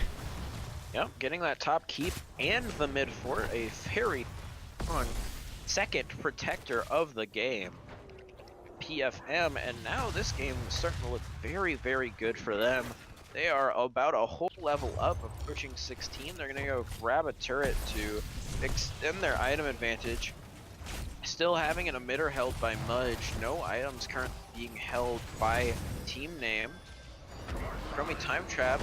Boar's coming out. Magikalia will engage for this team fight. Oh, a nice APOC there. However, only able to catch Much there. Area able to heal up whatever damage. A big Jaws, though, able to catch Much and Stroke. And Darabo going down, taking a ton of damage. Ruko down to Majesty, diving into the backline. Now it's Area who's getting focused down here by the Misha. Captain Mirror Mask able to try to look for anyone, but it's Zerisk here caught on the wrong side of the fight. Orphea does eventually go down, but at the trade for Alarak, we do hear the ults there missing from the Mudge on the Imperious. Magikalia diving in at low health, but now you see the amp it up. We'll be able to continue to look for Mudge now. Magikalia falling very low. Stroke even diving in here, see if they can maybe get another pick. So they look for also Majesty, forcing for the turret to be dropped. A nice spear there by Mudge. However, now he's the one who's growing low. Maybe went a little bit too far there, as Imperious will end up going down. And you see that turret that's sitting right there on top of that fortification camp?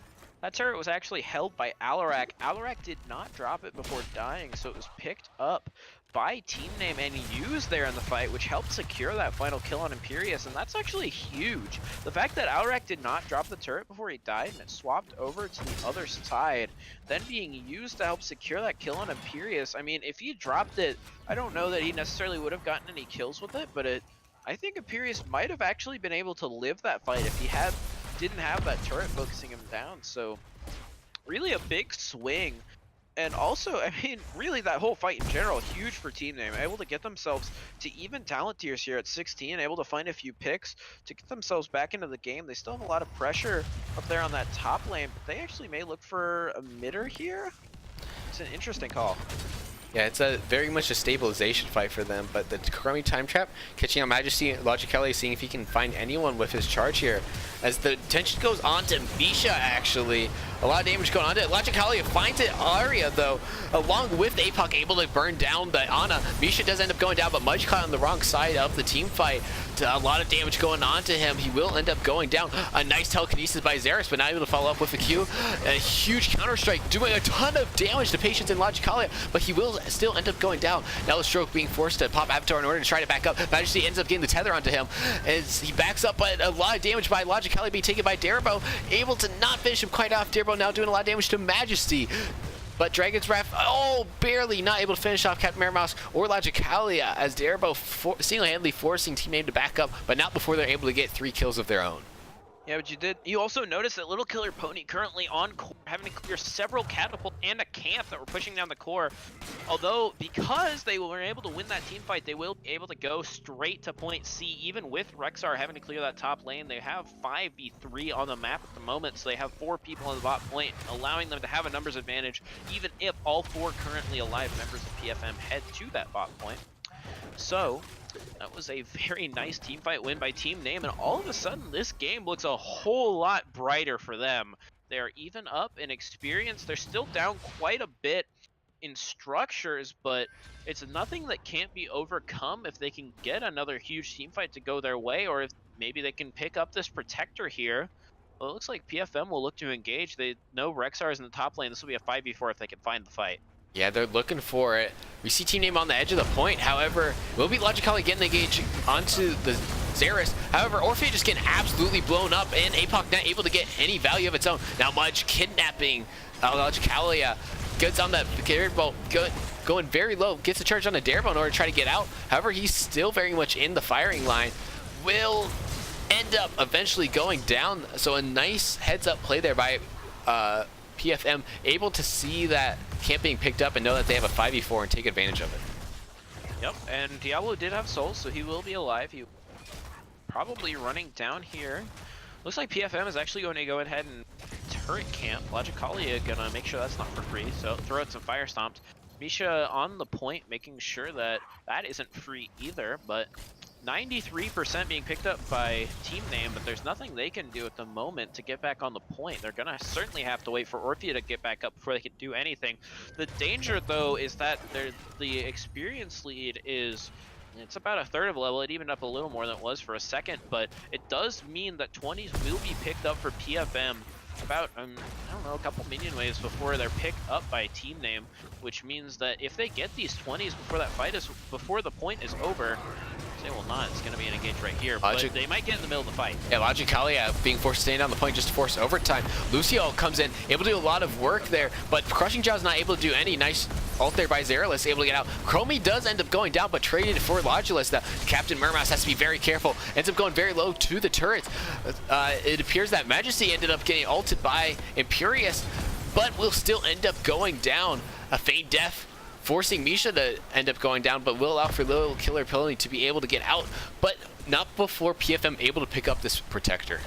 Yep, PFM picking up 20 and the Protector. It was a nice job by Rexar to go find the Chromie kill off the point, but because he was off getting the Chromie kill, it was a 4v4 on the point, which was won hard by PFM, finding 2 kills for 0 in that engagement for a total of 2 kills to 1. They're actually sieging down bot, which is interesting. It's the only lane with the fort still up, but they will take down the fort, taking down Misha once more. Misha will escape, but the fort will have no such luck, cannot escape this Protector's wrath, going to go ahead and siege down this keep wall.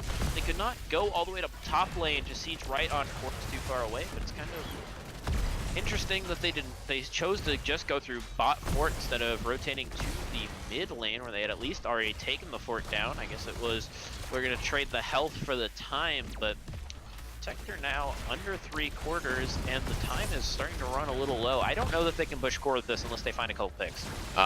Frexar forced to use Feign Death there as Logicalia goes onto Zeralis, trying to find the pick. The keep will end up going down, but the stroke forced to pop Avatar here in order to survive. Boar's going out here, ends up rooting the stroke. But with that Avatar health is really too much in danger. But Logicalia forcing Zeralis in isn't a lot of danger. The Crushing Jaws will stun him and get the kill onto him and Muradin as well. As Orphea finally rotating in from that top lane, able to do a ton of work. Now it's Patience taking a lot of damage, forced to take a little bit more of a backline role here as they speed boost. And they're looking for more. Darbo able to pop the time trap, able to slow down at least the advance of team name. As this Protector still backing up, 4 seconds left though, it will be a safe retreat for the rest of the members of PFM. Yep. It was, so yeah, they did manage to get both the fort and the keep in the bot lane, but losing 2 members there at the end means that they will also lose their turret camp, and with 30 seconds still until those 2 members are up, I think team name will just run at the support here. Looks like they may clear some waves first. Yep, I'll go ahead and clear waves first, but they do send 3 straight to the support, just having Rexar and Orphea clear waves, while Logicalia, Patience, and Majesty go ahead and take the support camp, which totally makes sense. You have this advantage, you're going to take advantage of it. You get that item lead, which is going to be quite important as we head into the late game. Items mean everything here when everybody's on even levels, even talent tiers. So also just making sure that they don't have too much lane pressure the next time that they need to go somewhere. Taking that top camp, the siege camp, to respond to the top camp already picked up by PFM. There's also those catapults. There will be constant catapults in both top and bot wave, and catapults every 3rd wave in the mid lane for PFM, while no catapults currently on the field for team name. They haven't taken even a fort. So the problem here for team name is that even though they've really stabilized this and it's a very even game and they even have the item advantage, as the structure lead is so big for PFM, they're going to have to do something like right here when they're looking to engage on the spot fort, because if you have no forts or keeps down, even if you win that Protector, there's not a whole lot you can do. You're not going to get all the way to core with just one Protector, and then that gives PFM a real chance to stay in the game. You have to at least take that fort, which they just did. Good job to take that bot fort. It means they now, if they win this Protector, will be able to start sieging right on core. Alright, on keep, which is something that may be able to threaten the core depending on the circumstance. Yeah, that's very crucial there by team name to be able to pick up that 4, as this does mean this next objective will very likely be the end of the game, as unless one of the 2 teams wins it with very large amount of casualties, it's going to be very hard to protect against a basically 25-minute protector. Yep, the only way I could really see it happening is if if both teams manage to kill all 10 members of the game and still have the protector be picked up at the end of it to overtime or something. And that would be quite a sight to see if it managed to happen. Or perhaps if you got 9 members dead and the only one up was on the side of team name, so it was one person pushing alone into the keep in the core. Or we could just see a massive Overwatch term, a C9 there. One team steps off, but now the engage actually be taken by team name here. A nice APOC able to catch 3 members there. However, not able to convert into any kills. Xera's getting a ton of lightning damage with the nano boost, able to get 1 and 2. The time stop able to keep Darabo alive for just a little bit longer there, as the turret will be picked up by PFM, as now they're looking to see if they will not actually pursue any more kills, but 2 members down is very crucial for this upcoming objective. I'd be interested to see. It looks like they will just take the point. But if I was them, with the 2-member advantage late in the game, you honestly might be able to just run straight to the core instead of having to take this protector and wait on it. I know it's the safe play to get that big mech to come with you when you siege core, but at that point they should have all 5 members up. Team name should, which means that the defense, while like risky and unlikely, is still possible. But if they find a pick on Majesty here, and they will, and nice job by Xeris to get that their telekinesis into the silence, and then Muradin throwing out the stun to finish off Maiev. That will make it very difficult for Team Name, having to wait a full 50 more seconds until Maiev is up. Yeah, I mean, honestly, this late in the game, with death timers as long as they are, going on a point versus just going for core, just the semantics of which way do you want to win the game. And this is a much safer way, because as you saw by PFM, even though it would be a 5v5 with the protector, they were able to get the pick on Majesty to make this an even safer play. Even though the pressure will be relieved with the top camp being picked up here by Lil Killer Pony, a 24-man protector plus 3 other members is likely going to be just too much for the members of Team Name. Well, especially you see these 3 catapults. Rex are going to go ahead and push those off. The first turret is dropped. Second turret also dropped. So now 2 turrets and a protector on the core. Xera's getting beat up on. You see the Apocalypse going out, but it probably won't be enough. They do finish off Misha. Oh, and now Alarak will fall, but you see the core falling much faster, down already to 50%, 40%. Rexar going down, so now adding insult to injury, another member falls, and the core will fall as well. A very nice job by PFM to go ahead and finish that one off.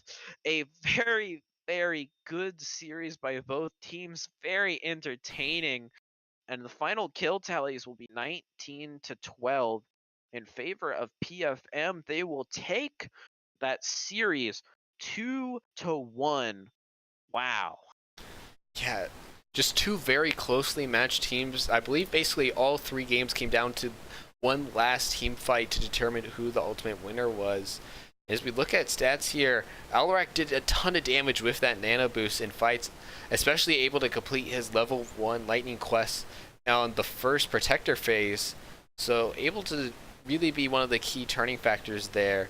Then Arya with only 1 death and a ton of healing output shows that there wasn't really enough pressure onto the Ana in order to make her feel uncomfortable in fights. Yep, and so if we look at the standings real quick, we'll see Team Name picking up that 1 point for getting the map win. Not totally useless for them. They will move into a 9th place tie with Luxurian Sun. And while for PFM, picking up 2 points for their victory today will jump them over Lion Speed and tie them up with Thick Mama White Mane Hots at 6th place. And they will have, but Thick Mama White Mane Hots has only played 5 matches, which is even less than the 7 now being played by PFM. So it'll be an interesting race the rest of the way for those remaining spots. The teams from 4 through 8 being separated by a total of 4 points with plenty of games left to go. Div A is heating up.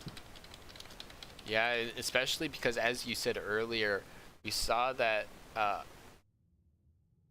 really still, I think it's about half the games left, you said today, for the PFM to finish off their season. So a lot of games left for them in order to get into that playoff position. Yep. So with a strong win today, showing a lot of resilience, going down in that first game and just coming back strong, refusing to be knocked out by it, taking it back for the 2-1 victory. That's the type of thing you want to see from a team who's fighting for playoff position. It's not necessarily an easy road ahead because there are a lot of good teams in this division, especially if you want to get the good seeding so you don't have to face some of those really heavy killers right away. You don't want to face the 1 seed as your first matchup. That's just terrifying. So they're going to need to take some of this momentum from this win and roll it into some nice wins the rest of the way to try to get the best seeding possible to set themselves up for a nice playoff run. And if they play like they did today, they should be in good shape. That was a very nice win, and I'd hope to see more from them because the series we've casted recently, I mean, there've been some quite good games. I think it was the best series we've casted, and I think that third game was possibly the best single game we've. Yeah, and it will be us being able to get the interview with Aria, the captain of PFM here very shortly. Interesting to see her able to put a strong performance, as we noted earlier, on Anna, and I forget who she played in game number 1. It seems so long ago, but in order to keep her team alive, let's go to that interview right now. Hello. Happy Friday. Happy Friday indeed. What a fantastic series you guys just played. I'd like to first of all congratulate you on the win and thank you for giving us such an entertaining series to cast. I'm glad you guys enjoyed yourselves. We were having a lot of fun. Wow. I mean, that was great. I mean, we've casted some good games, but those were some of the best ones, and it was close back and forth all the way throughout. So, man, I don't even know where to begin. Game number 1 feels like an eternity ago, back on Dragonshire. And you guys, you took the map pick. You wanted to go to Braxis, but Braxis was unavailable, so we went to Dragonshire. And we saw the Rexar and the Brightwing. Some fun pickups there. What do you want to? Let's just talk me through some of the stuff that went down on that Dragonshire game in the first round. Well, super embarrassed that we were trying to go to Braxis, but you know, it's okay. We were just hoping for a solid 4-man bottom. We knew that they liked wombo combo, so that was what justified the bright. We made some poor choices towards the end of the game. I was very happy how we played early game. And they, kudos on them. That wombo was totally serious. That hurt. Yep, and it was a close game from both sides throughout. They did manage to take it from you, although you did stop at the bleeding and made it so that was the only game they took from you. What do you think went wrong for you or went specifically right for them? Because that was the game they took. Was there anything that you guys thought you cleaned up after that game, or specifically that you took from it rolling into the rest of the series? Honestly, we upped our communication for some reason. Just we weren't jiving, we weren't hitting any ults at the right time or talking to each other that game. I think we all just kind of had pressed snooze, and that's what we fixed for 2 and 3. Well, I guess if you hit snooze, you'd like to wake up at some point. You certainly did that going into game number 2 on Tomb of the Spider Queen. And now, I gotta say, it looked a little bleak for you guys at the beginning. You weren't finding the turn-ins, you died and lost quite a bit of gems, but then all of a sudden when you got it turned around, you guys were rolling. I mean, what happened? You flipped the switch there in the middle of that game.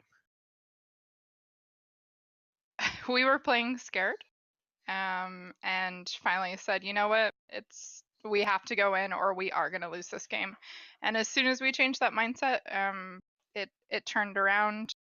We were focusing heavily on top lane, and that worked out for us in the end, being able to do 2 bosses total, I think. We were able to completely negate one of their turn-ins around level 16, and then it all came together. Yeah, and we saw you guys picked up that Diablo Zeratul that had been picked up by Team Name in the first game. It worked quite well for them. So was that just well, it worked well for them, and we know it's a very strong combo, so we're just going to go ahead and steal that away for ourselves, or what was the thought there? So to be honest, that was not our plan going into that map at all. We actually had a pocket strat that we were going to run, but when the Zeratul went through ban, we weren't going to give it to them again, so we took it and altered our plan. Well, it worked well for you. We did see there were a couple VPs that didn't quite combo with Apocalypse the way you wanted them to, but by the end there were a couple that just really blew the doors off. I think there was one that led to like 3 kills right at the end of the game that helped snowball into the win. I mean, was the timing, was it a little rusty? Has the combo not been there? Because it did look like it was getting a whole lot better by the end of the game. Sure. So almost everywhere you go, Scrim, Storm League, Zeratul is just almost an immediate ban.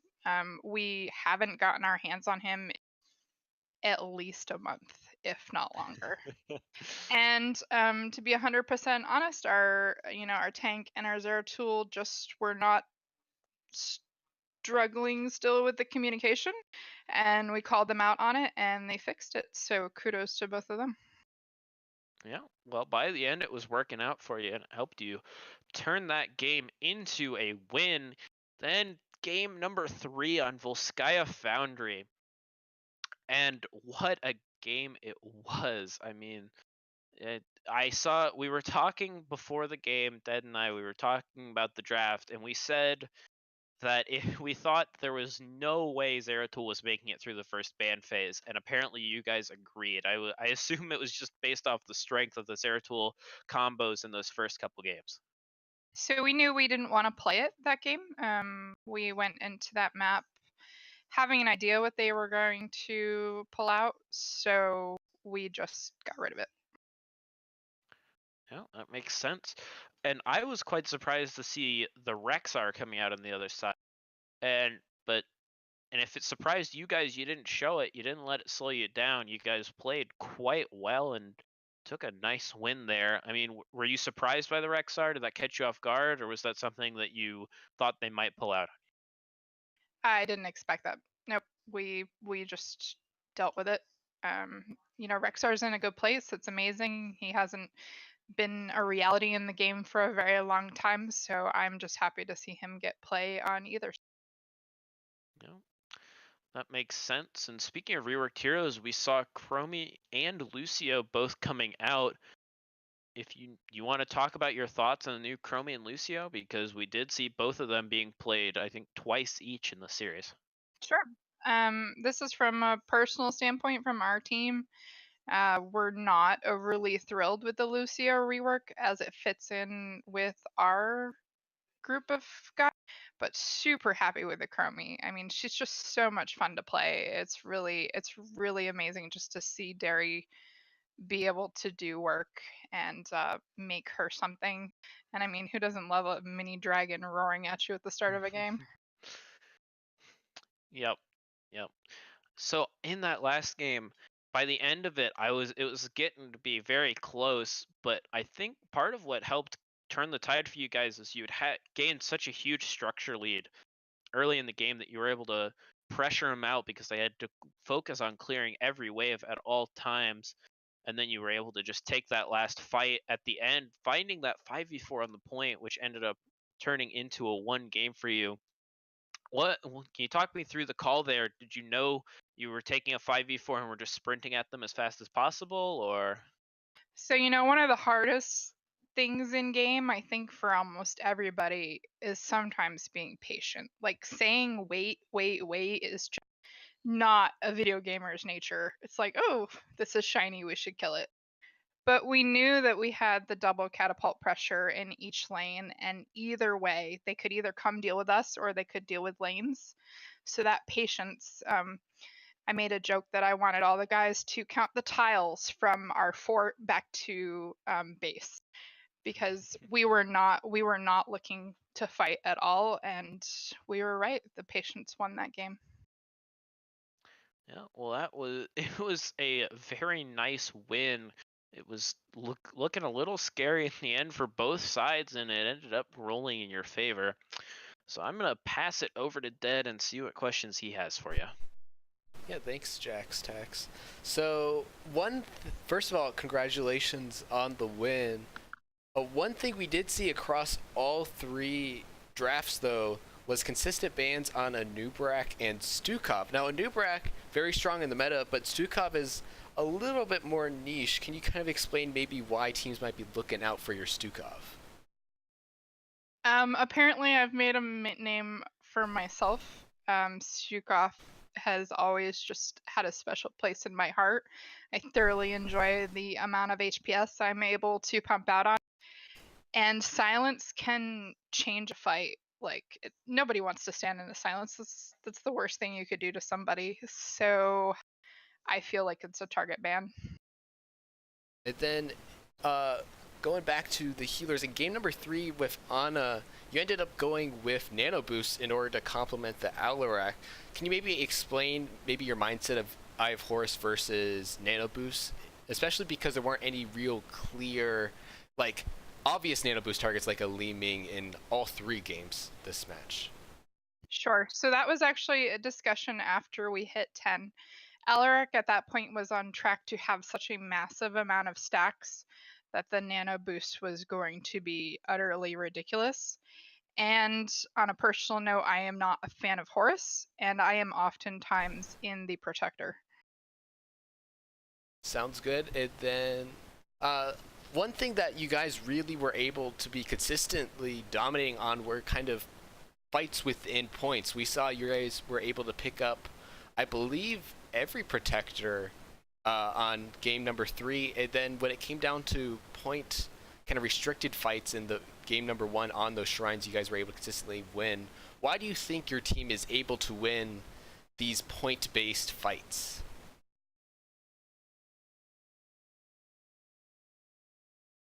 I don't know that I have a great answer for that right away.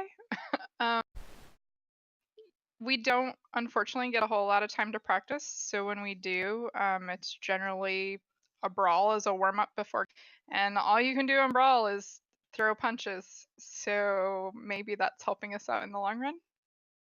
Yeah, sounds great. And then my last question is, any shout outs you might want to give after your victory? Just shout outs to NGS for giving us this opportunity to play. I mean, it's a lot of fun. We've made a lot of friends and really enjoying our time here. Shout out to all my team members. They always show up, and it's like a sibling group. We may have our moments where we don't get along, but in the end, we're family. So we love them. Yeah, thanks so much for allowing for us to share this game today, Aria. It was a very close and exciting match, as Jax Tax said. So thanks so much, and good luck with your final down the stretch games this season. Thank you guys for casting, and have a wonderful weekend. Thanks, you too. Thank you. Take care. So with Wow. yeah, a very close 3-game match, but in the end, as you said earlier, it will be PFM coming out with the victory, very much helping them on their path to the playoffs. Yeah, and that was a great game. We appreciate both teams for giving us such a great one to watch. We appreciate all of you for sticking with us through this cast, and we appreciate NGS for giving us the framework to run these games through. Yeah, and with that, that will be another late night cast finishing up here. Looking on the calendar, tomorrow there won't be any cast from us, but there will be a game. Be looking out. I believe our match tomorrow is at 6:15 p.m. So a nice evening match on the main Blizz Heroes channel for the York Esports team, and then we will be back in the casting chairs on Sunday night. He'll also be in the playing chairs on Sunday night as with our game versus House of Ches. I don't know if that one will be picked up for a stream yet, but we ourselves will get the nice doubleheader of playing straight into casting. It'll be a fun one that night. Yeah, definitely. But with that, I believe that will be it. So thanks so much, guys, for watching. And look out for us in the future. Follow if you haven't in order to keep track of any casts. And that will be it. Thanks so much for watching.